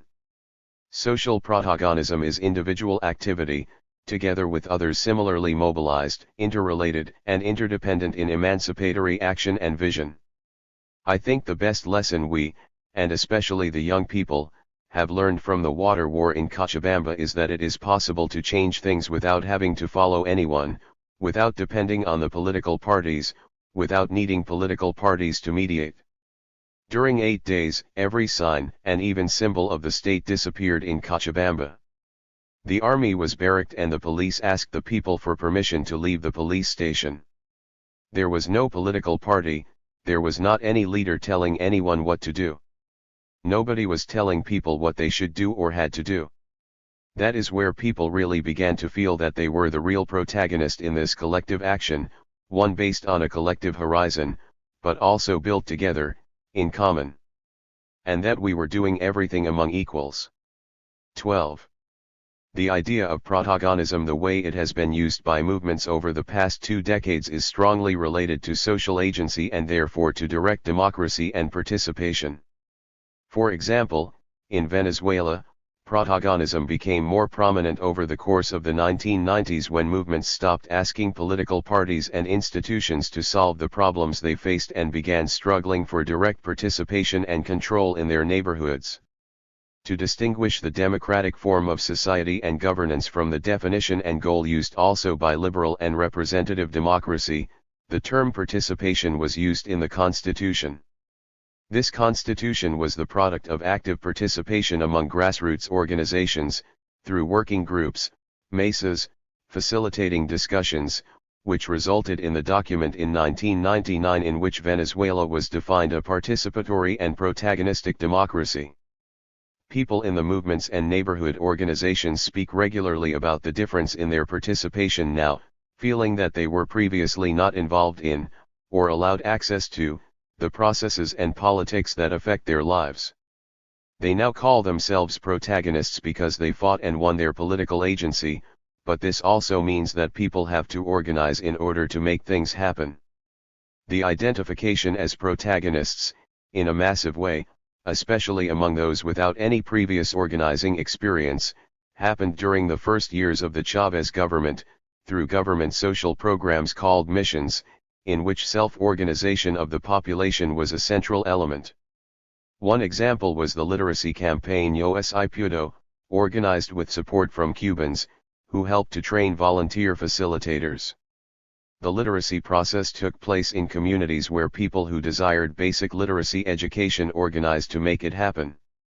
Within the first 2 years, 1.5 million people achieved literacy. Overcoming marginalization through their own protagonism led people to self-organize around other questions concerning their own lives and communities. Over the course of 2 years, the culture of participation took hold deeply in the communities, and even people no one expected to participate are now participating in common activities, all for the sake of the common good of the community. Participation is understood as democratization and equal rights. Participatory and protagonistic democracy means that we all participate, it is something horizontal, nobody has a rank or anything like that. And it's protagonistic because we are the ones setting the tone. We all participate voluntarily, not because somebody is leading us, we don't have bosses. Point 13. In Argentina, the terms protagonism and social protagonism took root after the popular rebellion of 2001. They refer to the newfound agency people felt in acting together to reject long-established patterns of representational politics. This protagonism is found in the more autonomous of the social movements as well as some of the more self-organized communities. Candido, a worker from a recuperated print shop in Buenos Aires, once clarified in a conversation that he is not political, but rather a protagonist. Many in the autonomous movements in Argentina do not call themselves activists, but rather protagonists. It is an understanding expressed through terms based on the experience of different relationships, rather than an overarching theory. Through this collective protagonism also arises the need for new ways of speaking of the nosotros, we/us, and nuestro, our, as they relate to the yo, I. When workers in the recuperated workplace movements in Argentina and Venezuela refer to the workplaces as theirs, they do not mean this in a sense of private property, but in a broader collective sense. The workers of Zanen in Argentina, now fa sin pat fábrica sin patrón, factory without a boss, say, Zanen es del pueblo, Zanen is of the people, meaning it is the community mobilized that makes Zanen exist, and that it exists for the people. Protagonism and social protagonism can sound a lot like just being political, but many who are using this other way of referring to themselves are taking into account a form of agency that is autonomous, meaning that it is not representational. Political, for many, has come to be associated with representational democracy. It is not that protagonists are not political, but it is a conscious break from a specific form of politics that is related to power over and others, speaking and acting on your behalf, rather than together with you, as social protagonism implies. As Paula from a local assembly explained, the experiences have produced profound transformations in people, in the subjectivity of people, in people feeling themselves as actors for the first time in their lives. In the assemblies, people from all different backgrounds, of different ages and social situations, have come together to discuss and listen to each other, each person's opinion and voice being valued no more and no less than any others. This is extremely important, especially considering how the political parties work, which is the opposite. What is being constructed is a new way to do politics. People are the protagonists, the subjects. If the assemblies disappeared tomorrow, it would not be something so serious, because something fundamental has changed in people. People will never again be passive in their lives. Point 14. Effective and trust-based construction. Openly defined, political action and organization based in a relationship of mutual trust, and caring, for the other and the collective. The current global movements are not only attempting to create the most horizontal and directly democratic spaces, but through new protagonism they are also creating new subjectivities. A part of the grounding for these changing relationships to one another is a base of trust and a growing feeling of care and affect. This is not to be confused with creating intentional communities outside of society, such as alternative communes, or with creating relationships that are not linked to the idea of acting together for the transformation of society. For example, dancing or cooking together might support a process of building a trusting base for political action, but without action and organizing, it is only dancing or cooking. In Argentina, the movements began speaking of politica effectiva, effective politics, as a way of discussing the caring and loving relationships that they felt were growing and in fact were necessary as a part of the new social construction. They also clarified the challenges to organizing a movement based in love, since many people often do not take the concept of love seriously in a movement. In a macho society, it can be difficult to reach out to new neighbors and workers and ask them to join the love movement. As Todi reflects below, we can have really difficult discussions and disagree, but we all stay part of the organization. We try to love each other. It's difficult. Imagine being in a neighborhood like La Matanza, which is full of really tough men who have lived, and still live, a violent, macho life, and we're talking about new loving relationships. No, it isn't easy, not even to talk about, let alone practice. This is part of our changing culture, and as we change, we notice how much we really need to. Point 15. Yet even while the challenge is acknowledged, effective politics is still articulated as one of the most important foundations of what is being created. This is especially true for the movements of the unemployed, where participants live in the same neighborhoods, know one another's histories and families, and generally share similar life challenges, from a lack of basic resources to police repression. While it may seem like an oversimplification to say that if you feel happier with or closer to those with whom you organize, the result will be more social construction and militant activity, this is, in fact, what is seen in practice. Of course, this does not mean one needs to be friends with all people in the movement, or that politics is only done with people with whom one has affection. However, these foundations for organizing have been shown to provide for both more militant action, as has been seen in the recuperated workplaces or the unemployed movements in Argentina. For example, those workplaces where people have the longest history of working together and then reflect on their close relationships to one another, are also the ones that have had the most militant resistance to the police and attempts at evictions. Additionally, people often reflect on how their basis of trust and affect is what helps to keep them going in difficult times of organizing and struggle. Affect and emotion are too often relegated to the politics of gender and identity, and thus not seen as serious theory or as a possibly revolutionary part of politics. This argument denies the fact that responsibility for the other and solidarity are basic conditions of a future society not grounded in capitalist principles. Assigning these characteristics to women and some kind of maternal sense of responsibility corresponds to the gendered roles in patriarchal societies, not to a social reality. For example, in the communal councils in Venezuela, especially in urban areas, the majority of activists are women. Most women explain their motivation to participate in terms of concern for the future of their kids and other generations. As Libel Espinosa, a young Afro-Venezuelan single mother from the communal council Emiliano Hernandez explained in 2007, I participate for the sake of my community, my people, for the future of my kids and for my own person. 16 But men active in community organizing argue in exactly the same way. So it's not about maternal responsibility, but about a social responsibility based on care and affect, human qualities that are necessary to build a new society based on cooperation and mutual aid and not on competition. Petra Rivas, from the same community outside Caracas as Libel Espinosa, says, "My life has changed. I have changed a lot. Above all, we became more human, when before everything was from your door to the inside of your house. You did not know what was happening to your neighbor." 17.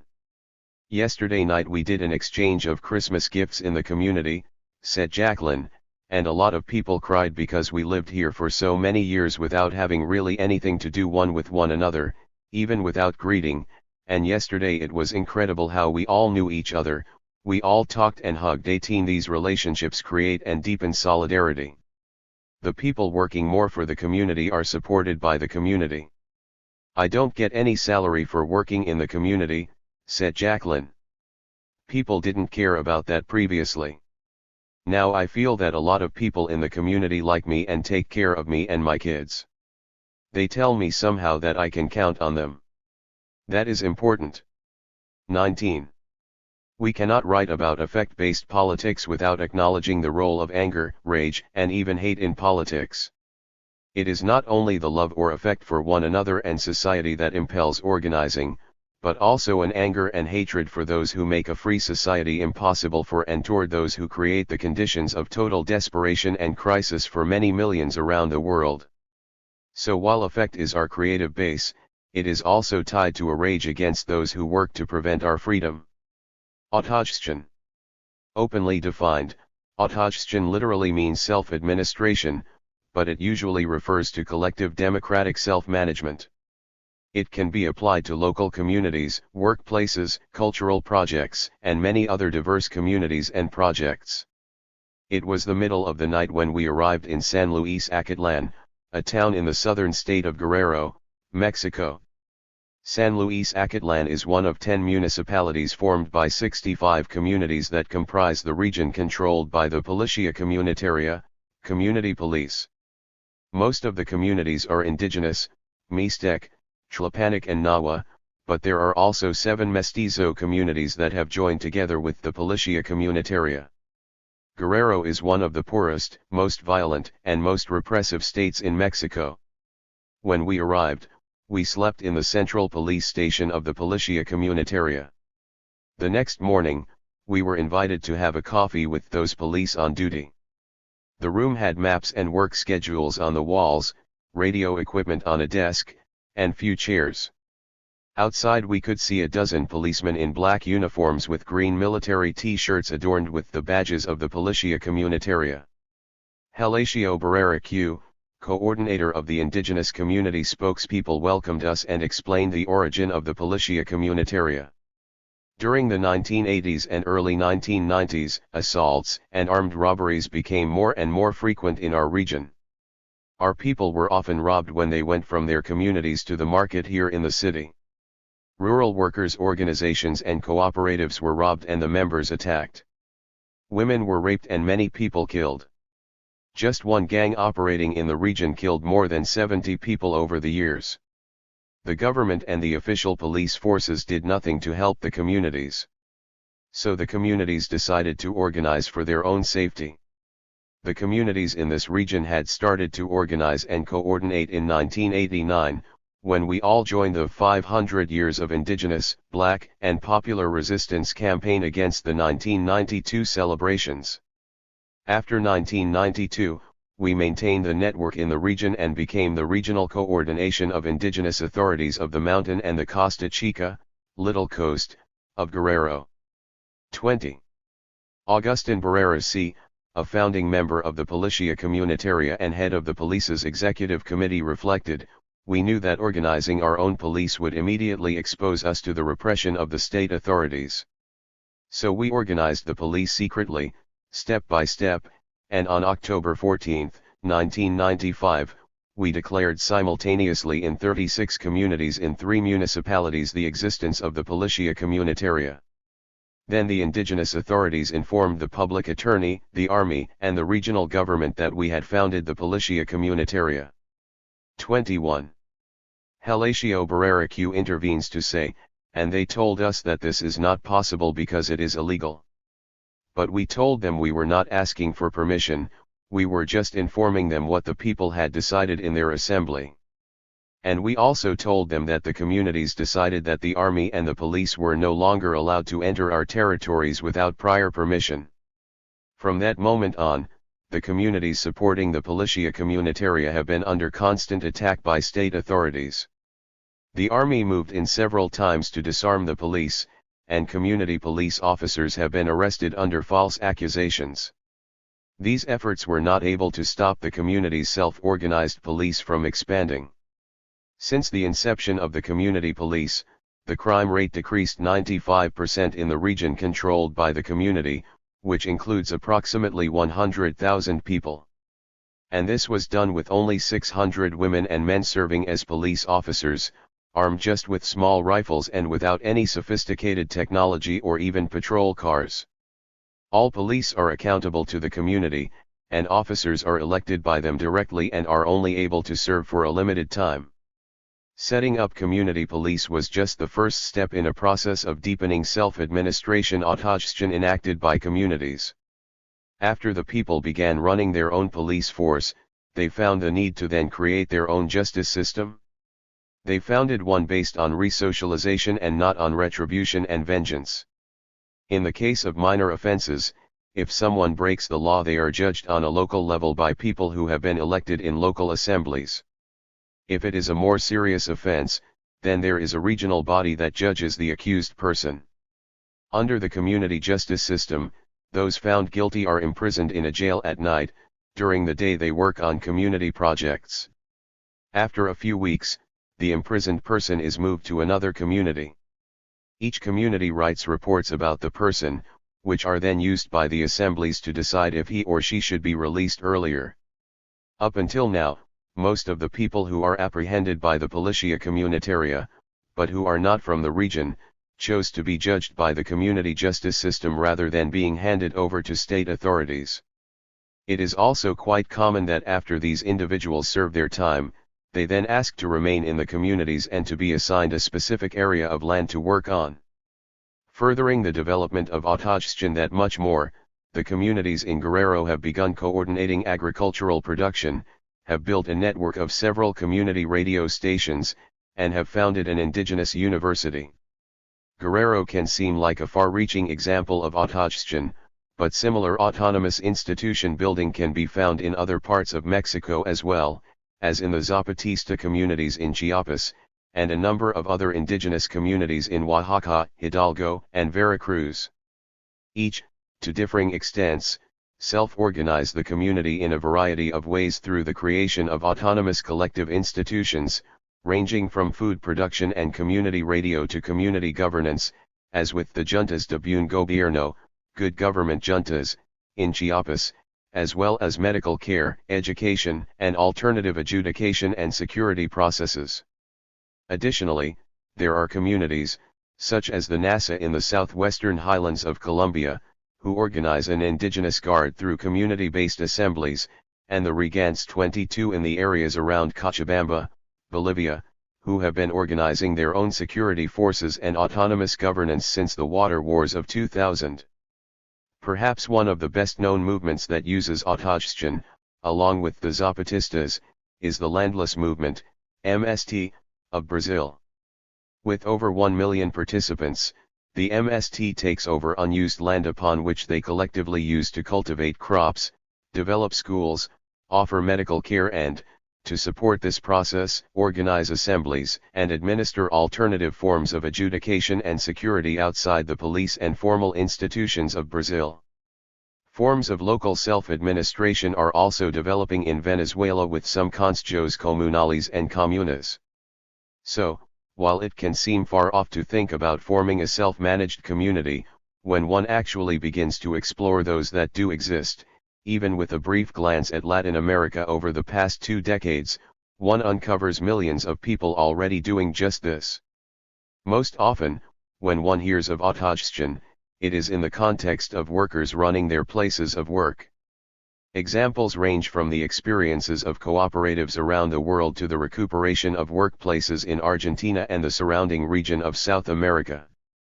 The meanings of autogestão here range from a self-administered workplace, run with whatever form makes sense and without any organized resistance to the capitalist market, to those in Argentina or Venezuela, which are attempting to facilitate the most horizontal processes possible as well as to push the boundaries of capitalist value exchange in order to create less alienated workplaces, and struggling to barter and exchange with other workplaces based more on needs than on market dictates. In its essence, autogestão means democratic self-administration. Forms of autogestão exist all over the globe and on all different scales. The Occupy movements, as well as the movements in Spain, Greece, and Egypt, have all used autogestão as a way of coordinating within the plazas. And while not perfectly organized, the process of attempting to self-administer a space or community is crucial practice for extending and developing further transformations of society.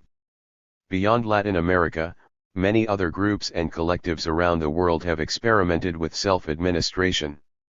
Some examples include social centers in Europe, collectives and independent media projects and groups in many parts of the world, and all sorts of alternative education practices, from free schools to alternative high school diploma projects in Argentina.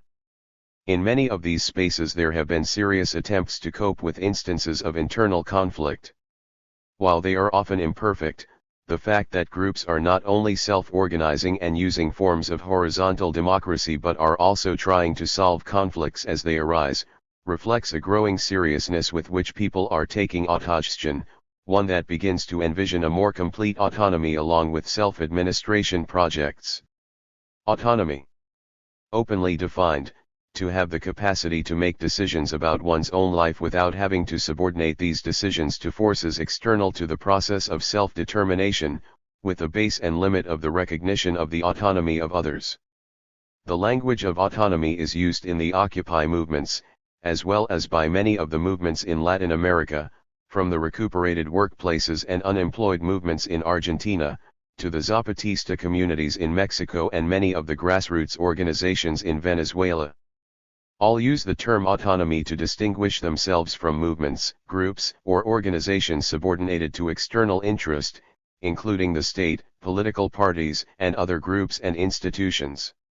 Autonomy reflects the politics of self-organization, autogestão, and direct participation. In essence, the concept of autonomy, as people in the movements are using it, is a do-it-ourselves approach to politics and social organization. As Mabo from the Unemployed Workers Movement of Solano, outside Buenos Aires, explains, autonomy, direct democracy, and horizontalidad are built. We don't say, today we're all autonomists. It's a process. 23 Emilio, from the Tierra del Sur Neighborhood Assembly, Occupied Building and Community Center in Buenos Aires, points out a fundamental contradiction. The idea that we can be non-capitalistic within a capitalist system is a fallacy, because capitalism intersects our lives all the time. What we can do, however, is build and create different things without following the logic of the capitalist system. Autonomy is a tool for gaining our freedom. 24. Osvaldo Leon, a worker in the Venezuelan aluminum factory Alcasa and an activist for worker control, makes an important point. The forms of action that have persisted over time are mainly the ones that come from the people themselves, having autonomy and independence, because they are based on experience and history. 25 movements understand autonomy as a process of construction related to self-administration, one that reflects a refusal to follow capitalist logic. The idea of autonomy can be traced back to many struggles in history. After the Italian autonomia movement in the 1960s and 70s, and the autonomous movements in Central and Northern Europe in the 1980s, it was from the 1994 Zapatista uprising in Mexico that the ideas of autonomy regained widespread interest. Zapatista philosophy and practice. Zapatismo have many orientations and practices in common with other non-indigenous autonomist movements and links itself to them. The Zapatistas raise autonomy in an indigenous context, not as a concept of territorial separation but as the right to decide and exercise their own forms of social, political, and economic organization. The Zapatistas set up their own form of self-government, one which has evolved over time into the constitution of autonomous municipalities. They have set up their own primary schools, health system, and regional planning system for agricultural production, as well as a network of community-controlled radio stations that broadcast in the indigenous languages Kol, Tojolabal, Xultal, and Tzotzil.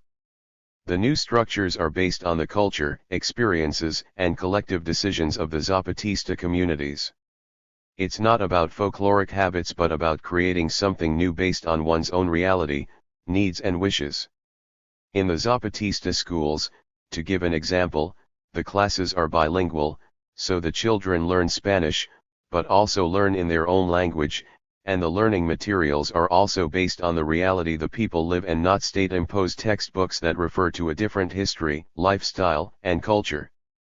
As a part of the creation of autonomous ways of being, not only are the movements creating ways to meet their basic necessities as much as possible, but they are also finding ways to often resolve conflicts without the state and police. That does not mean autonomy is like autarky, a total independence from everything and everybody else, but that the decisions are not subordinated to other forces. This entails an increasingly complicated relationship to the state. The problem is that the capitalist state is based on territorial hegemony and homogenization. It sometimes allows parallel structures, but usually if they do not challenge its absolute authority. As soon as autonomous self-organization questions state power, potentially or concretely, it becomes the object of repression, violence, and destruction. Ezequiel from the Asamblea Cid Campeador, a neighborhood assembly in Buenos Aires, explains. The state exists, it's there, and it won't leave even if you ignore it. It will come to look for you however much you wish that it didn't exist. I believe that the assemblies and movements are beginning to notice that something important is being forgotten. We began to think of a strategy for constructing an alternative autonomous power, forgetting the state, but now we see it isn't so simple. 26. Also discussing autonomous construction and the relationship to the state, Wilson Moya, a 50-year-old car mechanic living in the Magallanes de Cacha shanty towns of Caracas and active in his local Concejo Comunal, an assembly-based form of local self-government in Venezuela, reflected, "This is just the beginning. You will see, the only thing existing here will be the Concejos Comunales. We are constructing autonomy, we already have a certain autonomy, and we will make this work better and better." 27. Local autonomy in Venezuela is not being built in isolation from the state or as a counterweight to it, but through a complicated network of self-administration, often overcoming the divisions between the political, social, and economic, and attempting to turn the state, in its known form, into one that is unnecessary in the long term. But even in a situation like Venezuela's, with a leftist government officially orientated toward supporting the movements and self-organization, the situation is contradictory and complex. There is an inherent logic of the state and institutions of power to control social processes and reproduce and sustain their own hierarchies of power. Hence the movements exist as a constant struggle to build autonomy and not be subordinated to the state and its institutions, with the movements having to constantly exercise pressure to force the institutions to act in the way previously agreed to, following the will of the people. This struggle, as with all the struggles for autonomy, is open-ended and still to be determined. Todos somos. Openly defined, voiced as a slogan or chant, Todos somos. Translates directly as we all are. And expresses an identification with others, often different from you, as in we are all Trayvon Martin or we are all Troy Davis or we are all Bradley Manning. The phrase conveys a strong sense of solidarity between struggles and movements in various situations. One of the characteristics of the ways these new movements are attempting to organize people and movements around the world, both internally and in relationship to other groups, is a base of acceptance and recognition. This means not only the acceptance of one another and the appreciation of diversities, as opposed to homogenization, but also that we see ourselves in the other and that we also see the other in ourselves. It is a linking of struggles, not a hierarchizing of them. This does not mean that there are not power differentials, or that all people experience life in the same way, for example, with oppression or without access to resources, but that only in recognizing all of these diversities and differentials, and not giving power-based priority to one over the other, are we able to create an emancipatory base from which to organize together. Voiced as a slogan, Todos somos has been used in different movements throughout history. For example, many guerrilla forces and liberation movements have expressed this concept through the tradition of militants picking up the name of a fallen comrade. In Latin American human rights movements such as the Madres de la Plaza de Mayo in Argentina, many refer to those who were murdered by the dictatorship in the we form, a sort of collective identification with our children who were killed, or a way of saying that those who were killed are also us, as seen with the phrase El otro soy yo, I am the other. The use of Todos somos regained force and spread around the world in the aftermath of the Zapatista uprising, which began on January 1, 1994. Support for the indigenous rebellion was so strong in Mexico and internationally that the Mexican government did not risk using militarily force to crush the insurgent communities after the short period of combat had ended. Instead, the government developed a massive propaganda campaign against the Zapatistas and in particular against their most charismatic spokesperson, Subcommandant Marcos, publicizing his alleged previous identity and attacking him in an attempt to damage his image. When this campaign began, throughout Mexico and then the world, people took up the slogan Todos somos Marcos. In 1995 the Mexican press joined the government's campaign to discredit the Zapatistas, and again Marcos in particular, and accused him of being gay. Marcos responded with the following statement. Yes, Marcos is gay. Marcos is gay in San Francisco, black in South Africa, an Asian in Europe, a Chicano in San Isidro, an anarchist in Spain, a Palestinian in Israel, a Mayan Indian in the streets of San Cristobal, a Jew in Germany, a Gypsy in Poland, a Mohawk in Quebec, a pacifist in Bosnia, a single woman on the metro at 10 p.m., a peasant without land, a gang member in the slums, an unemployed worker, an unhappy student and, of course, a Zapatista in the mountains. Marcos is all the exploited, marginalized, oppressed minorities resisting and saying, enough. He is every minority who is now beginning to speak and every majority that must shut up and listen. He is every untolerated group searching for a way to speak. Everything that makes power and the good consciences of those in power uncomfortable. This is Marcos. Point 28. The idea that we are all Marcos, together with the way Marcos described himself that we are all one another, and particularly the most oppressed, marginalized and vulnerable, opened for a new ways of discussing identity, difference, social relationships, and responsibilities to one another. This understanding was already in practice in the indigenous Zapatista communities, but the statement by Marcos served to spread it far beyond Mexico. This idea does not come from a place of solidarity in the old, traditional sense of doing for the other, but in each of us seeing ourselves in the oppressed other, in actually being the other and the other being us. And around the world, people in struggle started to use the slogan Todos somos Zapatistas to indicate not only their solidarity with the Zapatistas, but also their identification with concepts and practices of the Zapatista movement. The slogan Todos somos was soon adapted to other contexts and situations around the globe. A movement of movements.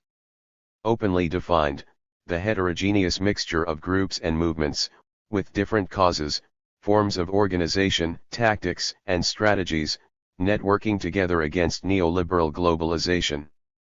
Over 1,000 people are sitting very close together on the floor of a high school gymnasium. At first glance the scene appears chaotic, but if one could gaze down from above, a very different picture would emerge. One would see the shape and design of a bicycle wheel. There is an open space in the very center where 5 people are standing, and then around them is a circle of perhaps 60 people, and then behind each of the 60 there are anywhere from a dozen to a few dozen people sitting in a line. We are in a donated space in a working-class Latino neighborhood in Washington, D.C. All have gathered in this spokes council to discuss how to shut down the International Monetary Fund and World Bank meetings in the upcoming days. The energy is high, jubilant even, as the 5 people in the center, the facilitators, try to begin the assembly. Finally they shout out, "If you can hear the sound of my voice, clap once." Some people clap. "If you can hear the sound of my voice, clap twice."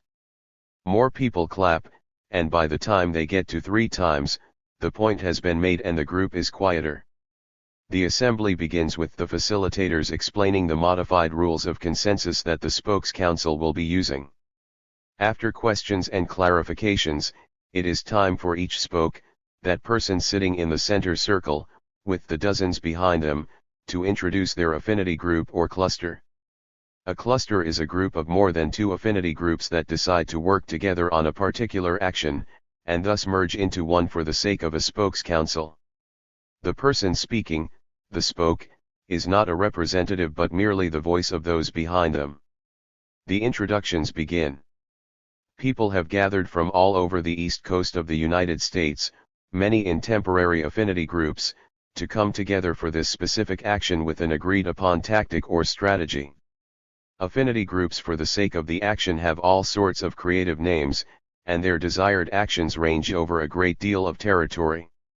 Then there are those who come from organizations, who for the purpose of participating in the spokes council use the affinity group model of organization.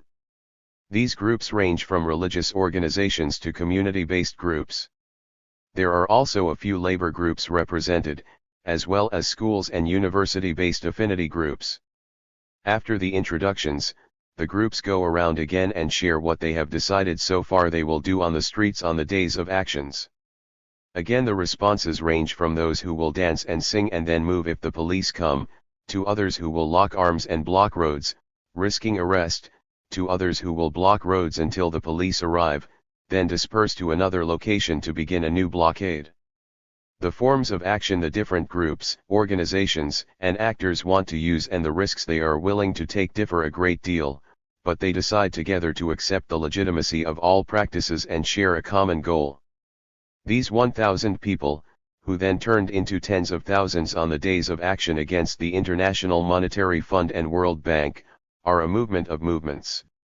The framework of a movement of movements is often used to describe movements that share a similar foundation in what they are for and against, and most important that are all networked in one way or another, usually for global days of action, campaigns, information sharing, and international encuentros.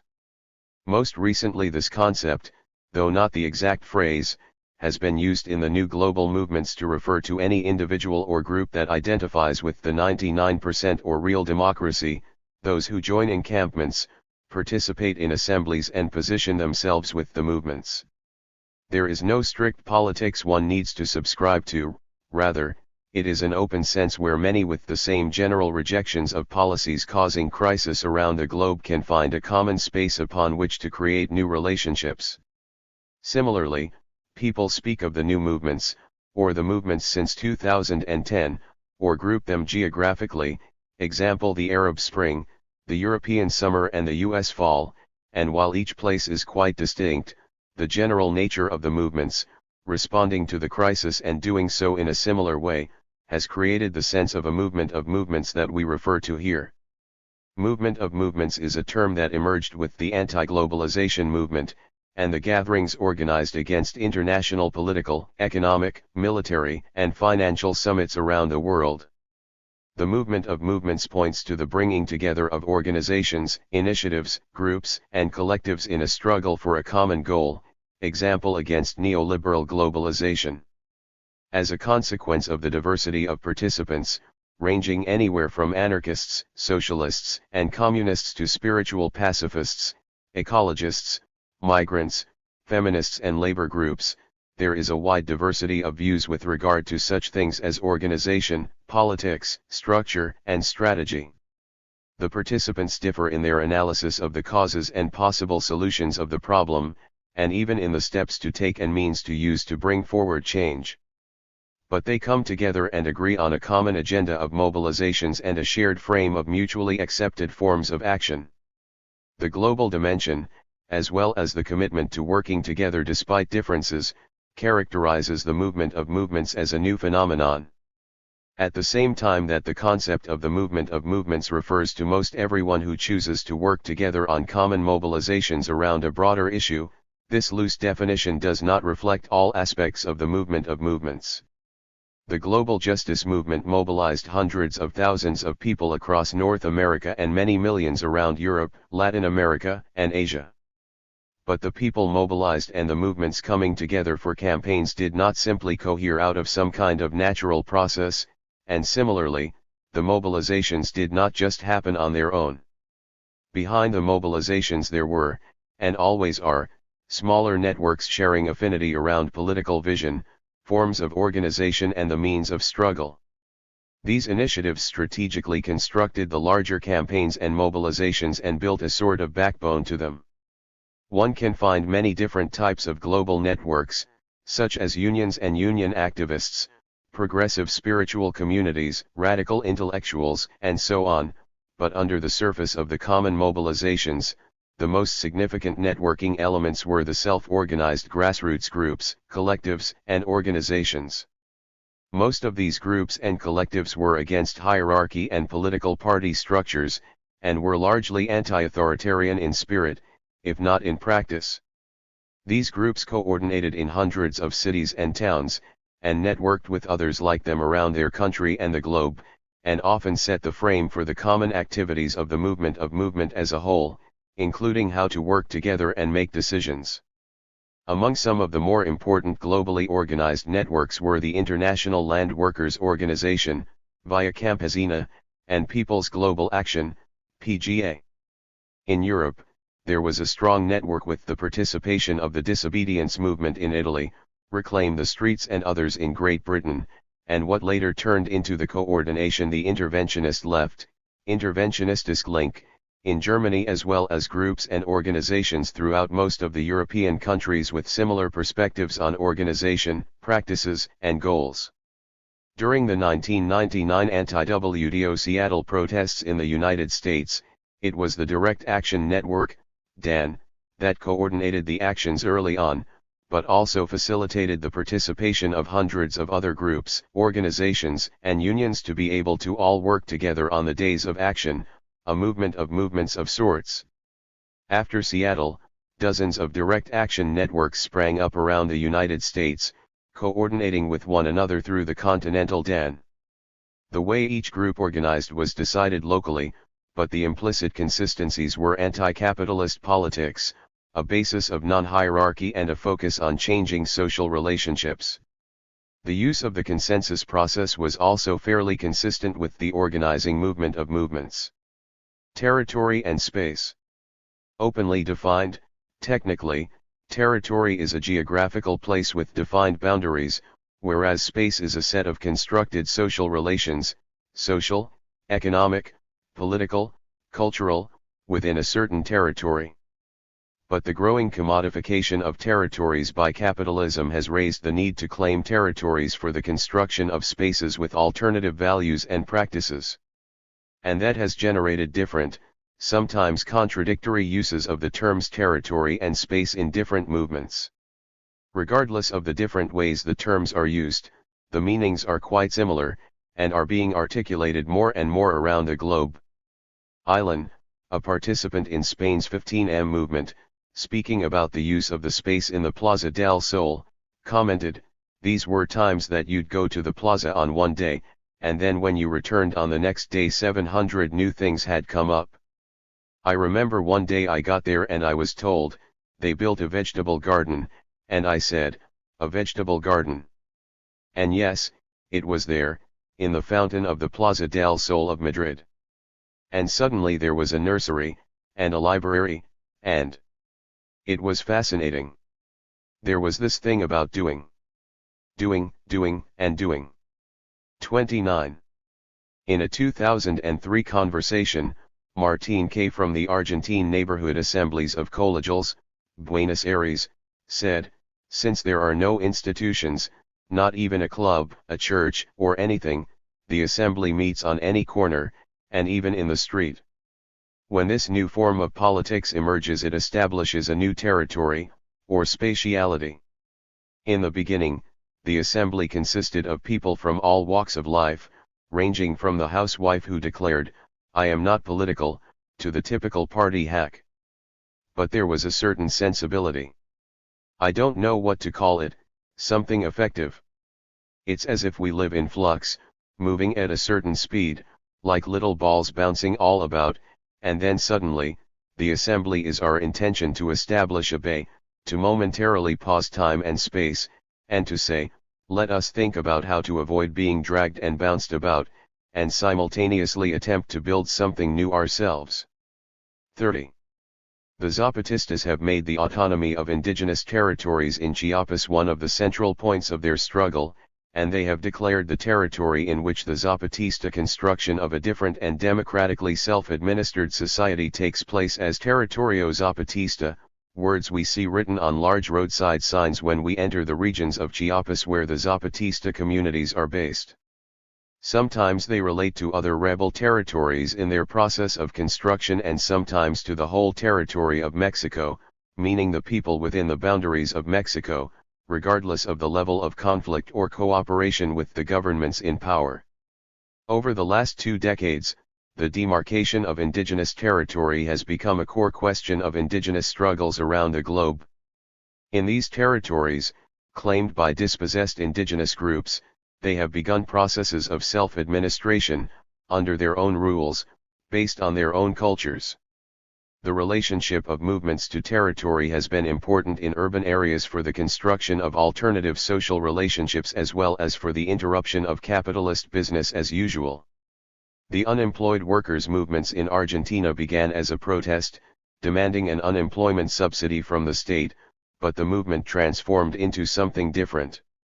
Not having a workplace within which to base the struggle, the protest took the form of a piquete, a blockade. Bridges or major intersections turned into spaces of struggle, with the intention of shutting down major transportation arteries. Along with blockades, they began to create horizontal assemblies. The assemblies opened conversations about what to do next, but also facilitated an entire infrastructure of food, healthcare, media, and childcare and began to refer to this space as free territorio. From these new territories on the piquete, the same practices were expanded into the neighborhoods, often taking over land and building homes, growing crops and raising animals together, and generating a wide range of projects in areas from clothes production to healthcare. These were always organized with horizontal assemblies, creating a new community and a new territory. Andrés Antilano from the grassroots urban land committees in Caracas, Venezuela, explains the changing concept of territory and space from within the poor neighborhoods, barrios. Considering the effects of capitalist society, the barrios express alternative values, because they are a product of the struggle of the people. And how to build the space in the barrio is an ongoing controversial issue. The struggle against segregation is also a struggle for the right to the city. The question of territory is not just a spatial question. For us it is a question of identity, of community, it is an effective question, it is the place where the people know each other, marry their neighbor, build common histories, push forward common proposals and projects. For us, so to say, the territory, the community is not only a place, it is a politicized, Subject, we live all together. As a consequence, the question of territory is very important to us. Just to let you know, territory for us is an area of about 200 families, and we ourselves define what exactly is the territory of the neighborhood we are talking about. 31. Used in the context of movements, territory and space are about the construction of autonomous community. And community is not a given place, it is a set of social relations that has to be built actively. Trust, affect, care and responsibility for the other are the base of the set of social relations, and the community is also strengthening these values. In the process, those people involved change. The development of social relationships is dynamic and place-based. When interviewed, activists of communal councils in Venezuela often describe their personal transformation as having become more human. Jacqueline Avila, from the Constjo Comunal Emiliano Hernandez, put it this way in 2008. The most important thing I learned is that my human sensibility has been woken up. I participated in going from house to see who urgently needs a new house because the shack they are living in represents a high risk. I have been in houses where I came out crying after I saw the human misery that existed. My life changed, and as a person, I grew a lot. 32.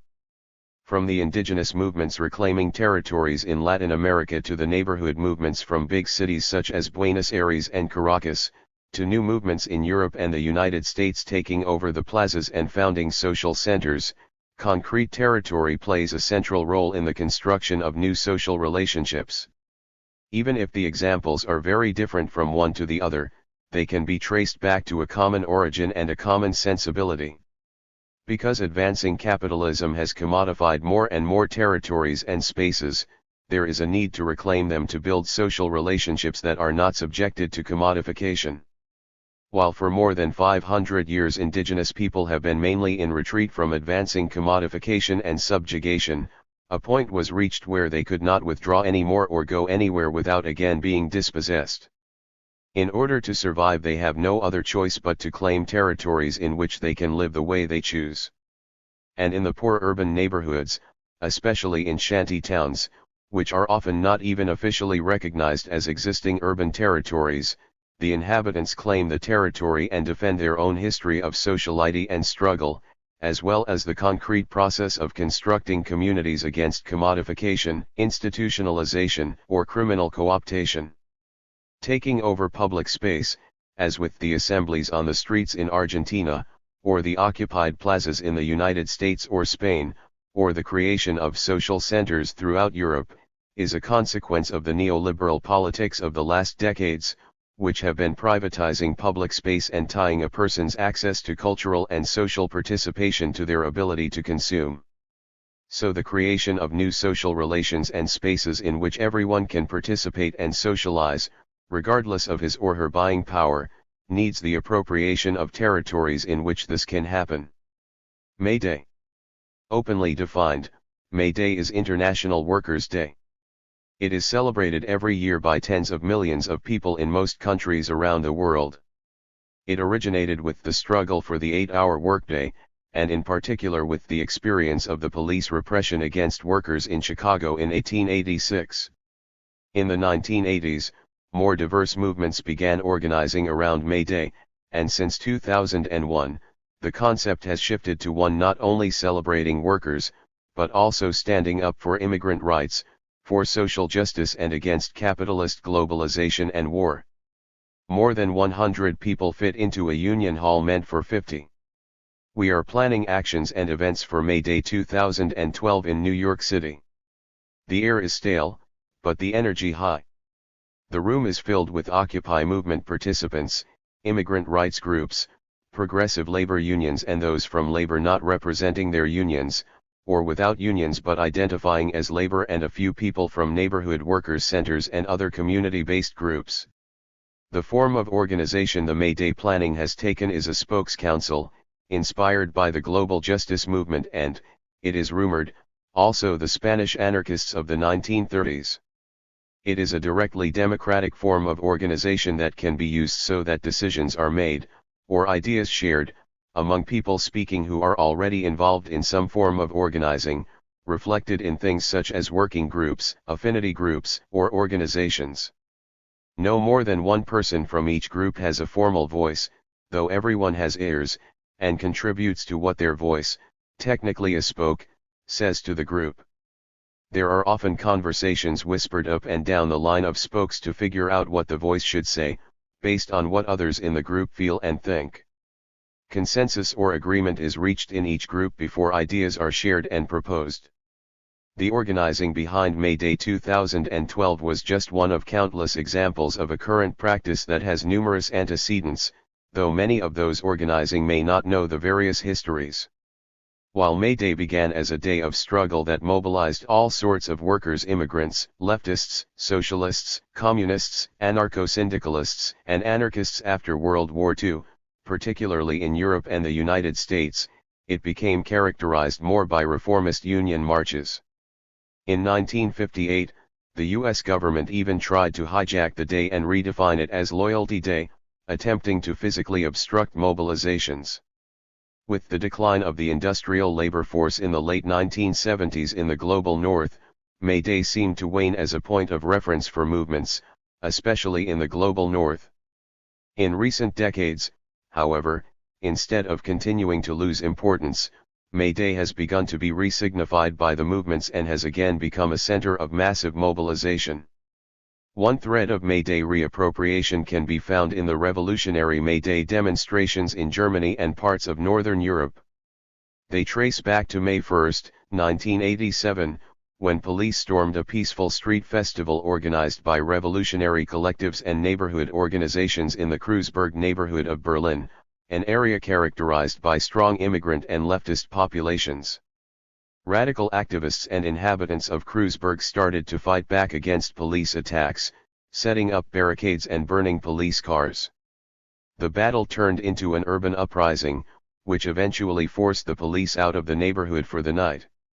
That night the streets in the heart of Kreuzberg were filled with massive street parties, while simultaneously there was looting of shops and grocery stores.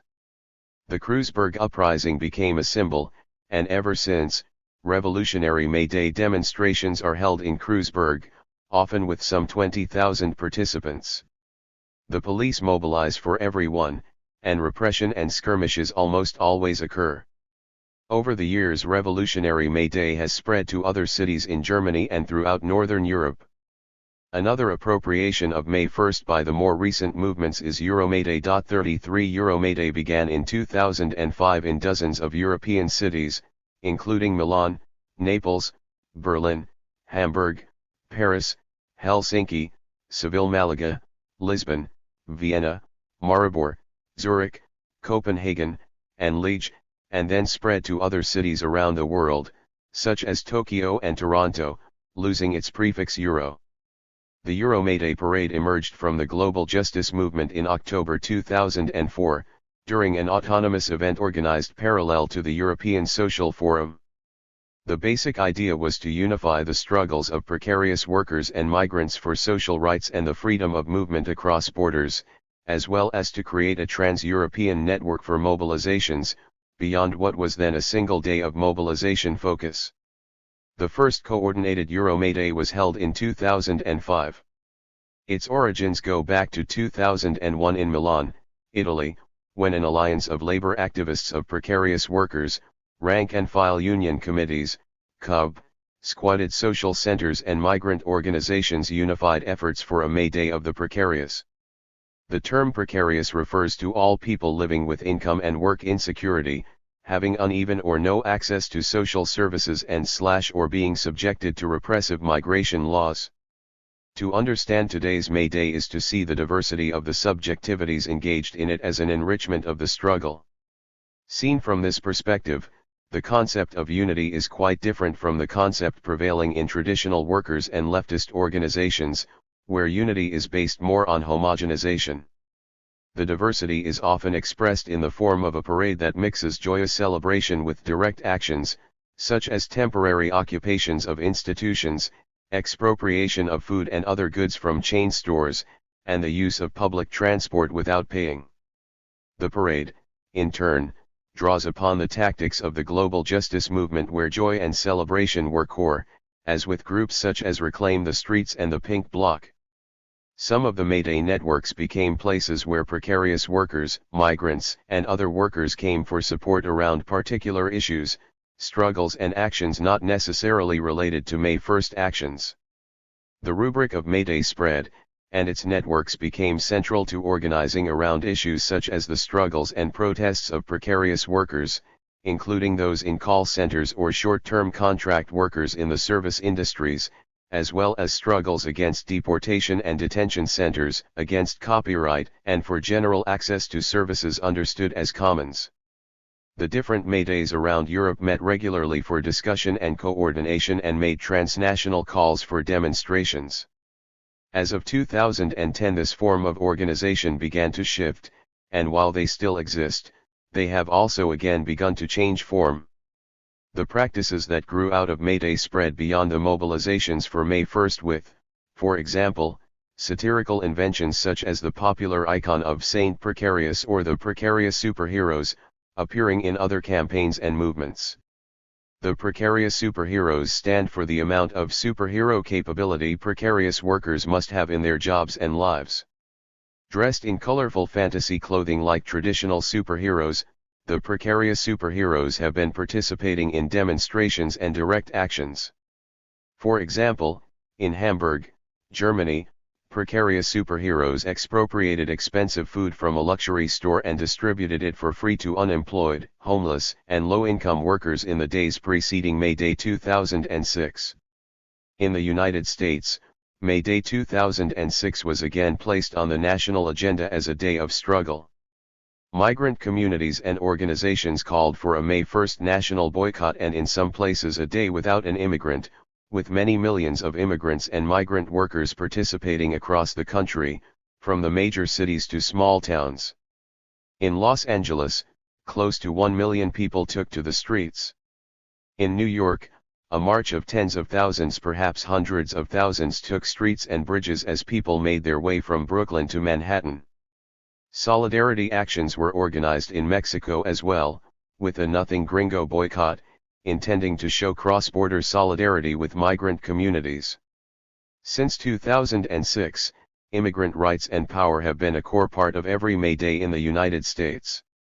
In 2008, the West Coast Dock Workers Union, International Longshore and Warehouse Union, or ILWU, called for a May Day strike in the United States, demanding an immediate end to the war and occupation in Iraq and Afghanistan and the withdrawal of U.S. troops from the Middle East.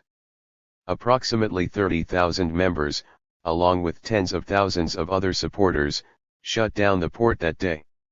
Taken together, these forces have reasserted the question of class, as a possible militant force, into May Day.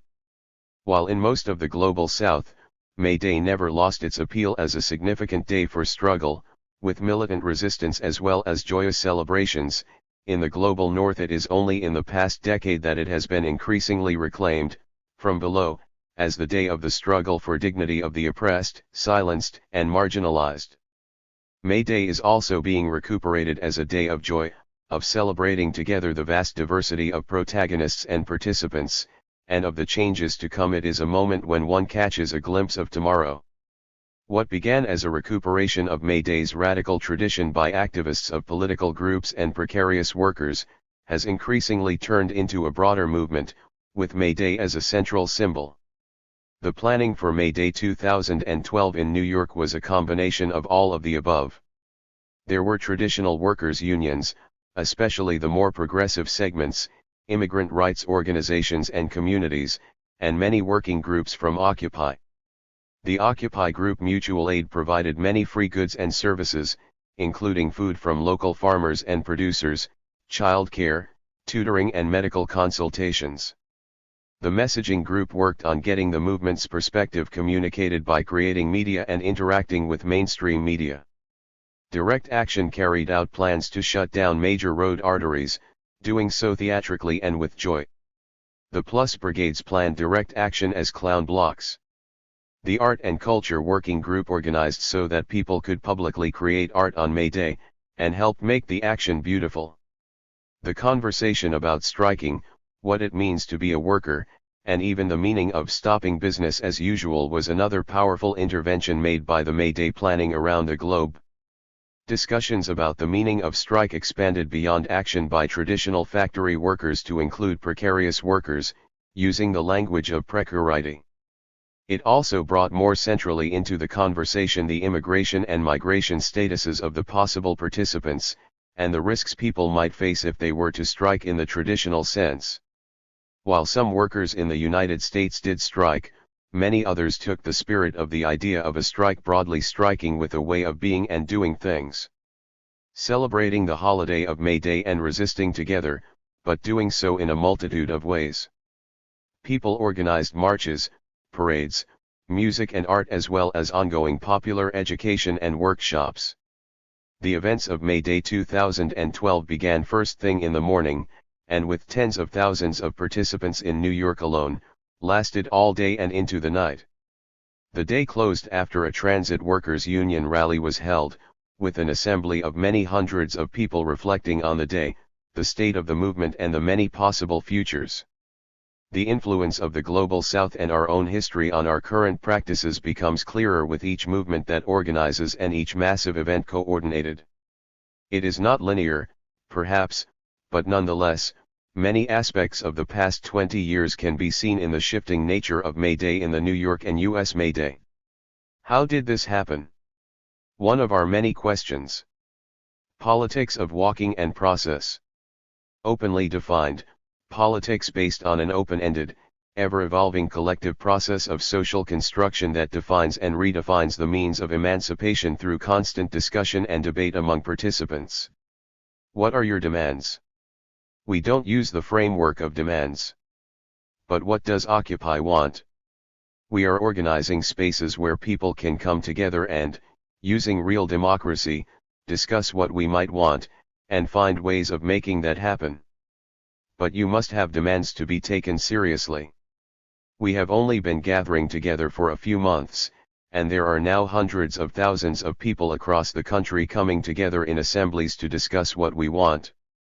So, what do you want? What is your program for society?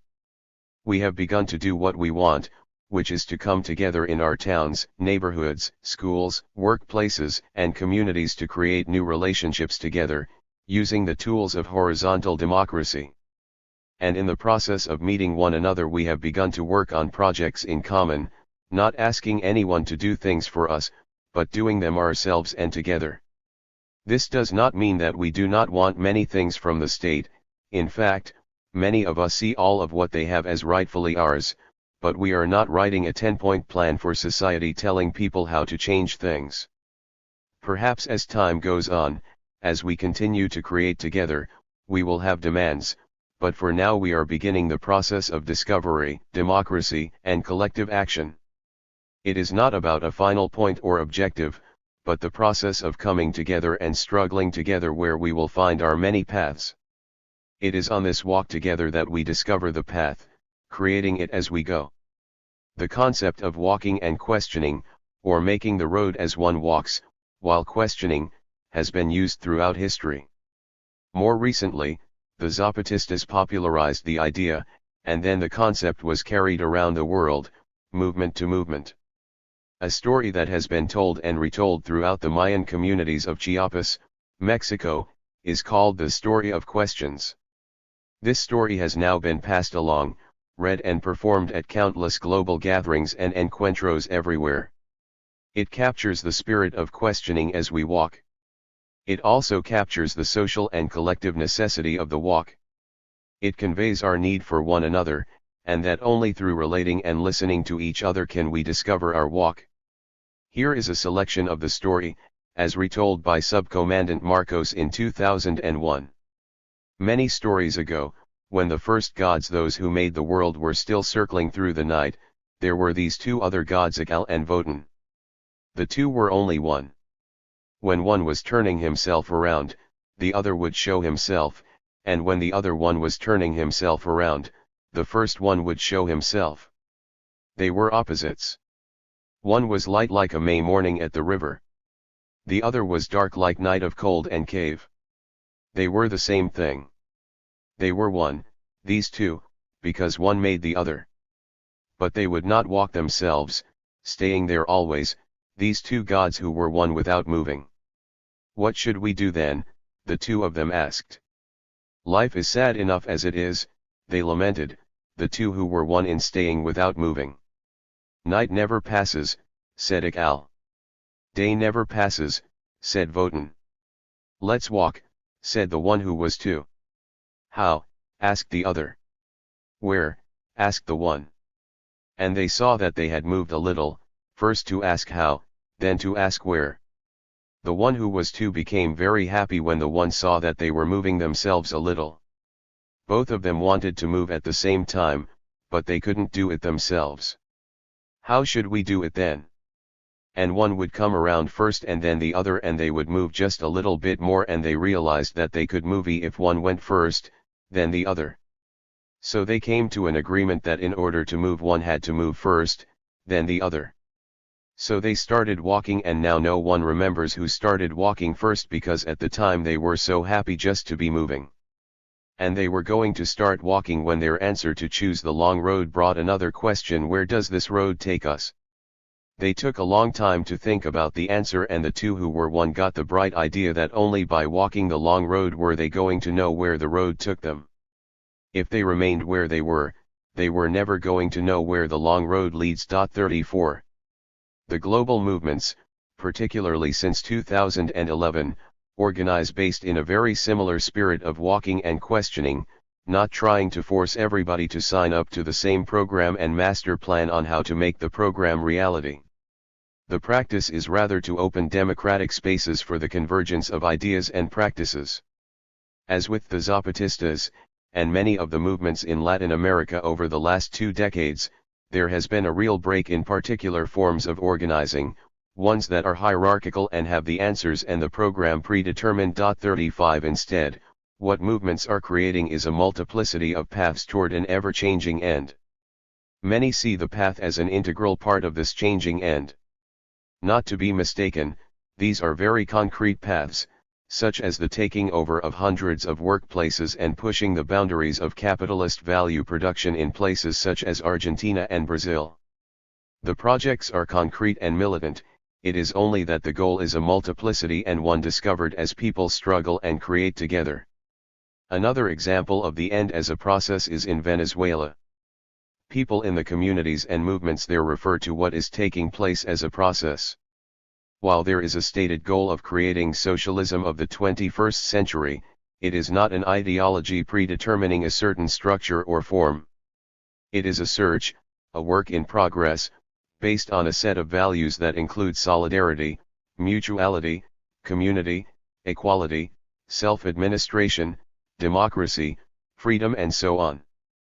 The motor behind what is developed and constructed is meant to be the neighborhoods, communities, and workplaces. Thus the meaning of this 21st century socialism is an ever-changing one, and one that in itself is also the walk.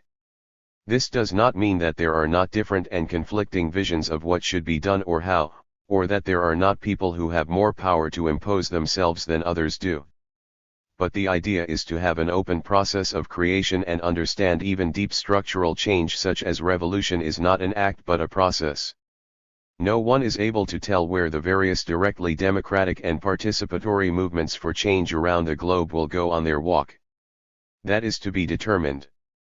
But without a doubt they have created and are creating huge and exciting social laboratories, spaces of participation and creation of the new. The future is unwritten. Caminando Preguntamos. 34 There are countless versions of this story. The one included here is the one most widespread in English, due mainly to Subcommandant Marcos retelling it and having it translated first on the internet and then in the book Questions and Swords, Folktales of the Zapatista Revolution, Cinco Puntos Press, 2001. 35 In this context it is important to underline that democracy and horizontalism do not mean that every single space and situation is organized following these principles, but that first the process of horizontal democracy opens the conversation about what forms are most appropriate. And in certain cases it has been found that it is not possible to always maintain horizontal decisions. For example, the EZLN is a military structure that is generally subordinated to the democratic decisions of the supporting Zapatista base communities. But as a military structure it also needs a chain of command and cannot submit every step and action to an assembly. The same can be said about certain production processes that might decide horizontally that they need a chain of command. About the authors. Dario Azzellini is an activist, writer, and filmmaker. His latest film is Comuna under construction about local self-government in Venezuela, and latest book, together with Emmanuel Ness, Ours to Master and to Own, Workers' Control from the Commune to the Present. He is a lecturer at the Institute for Sociology at the Johannes Kepler University in Austria. www.azzellini.net. Marina Sitrin is a participant in the Occupy movements, the editor of Horizontalism, Voices of Popular Power in Argentina and author of Everyday Revolutions, Horizontalism and Autonomy in Argentina. She is a postdoctoral fellow at the CUNY Graduate Center's Committee on Globalization and Social Change. www.marinasitrin.com. Recent and forthcoming from Zuccotti Park Press.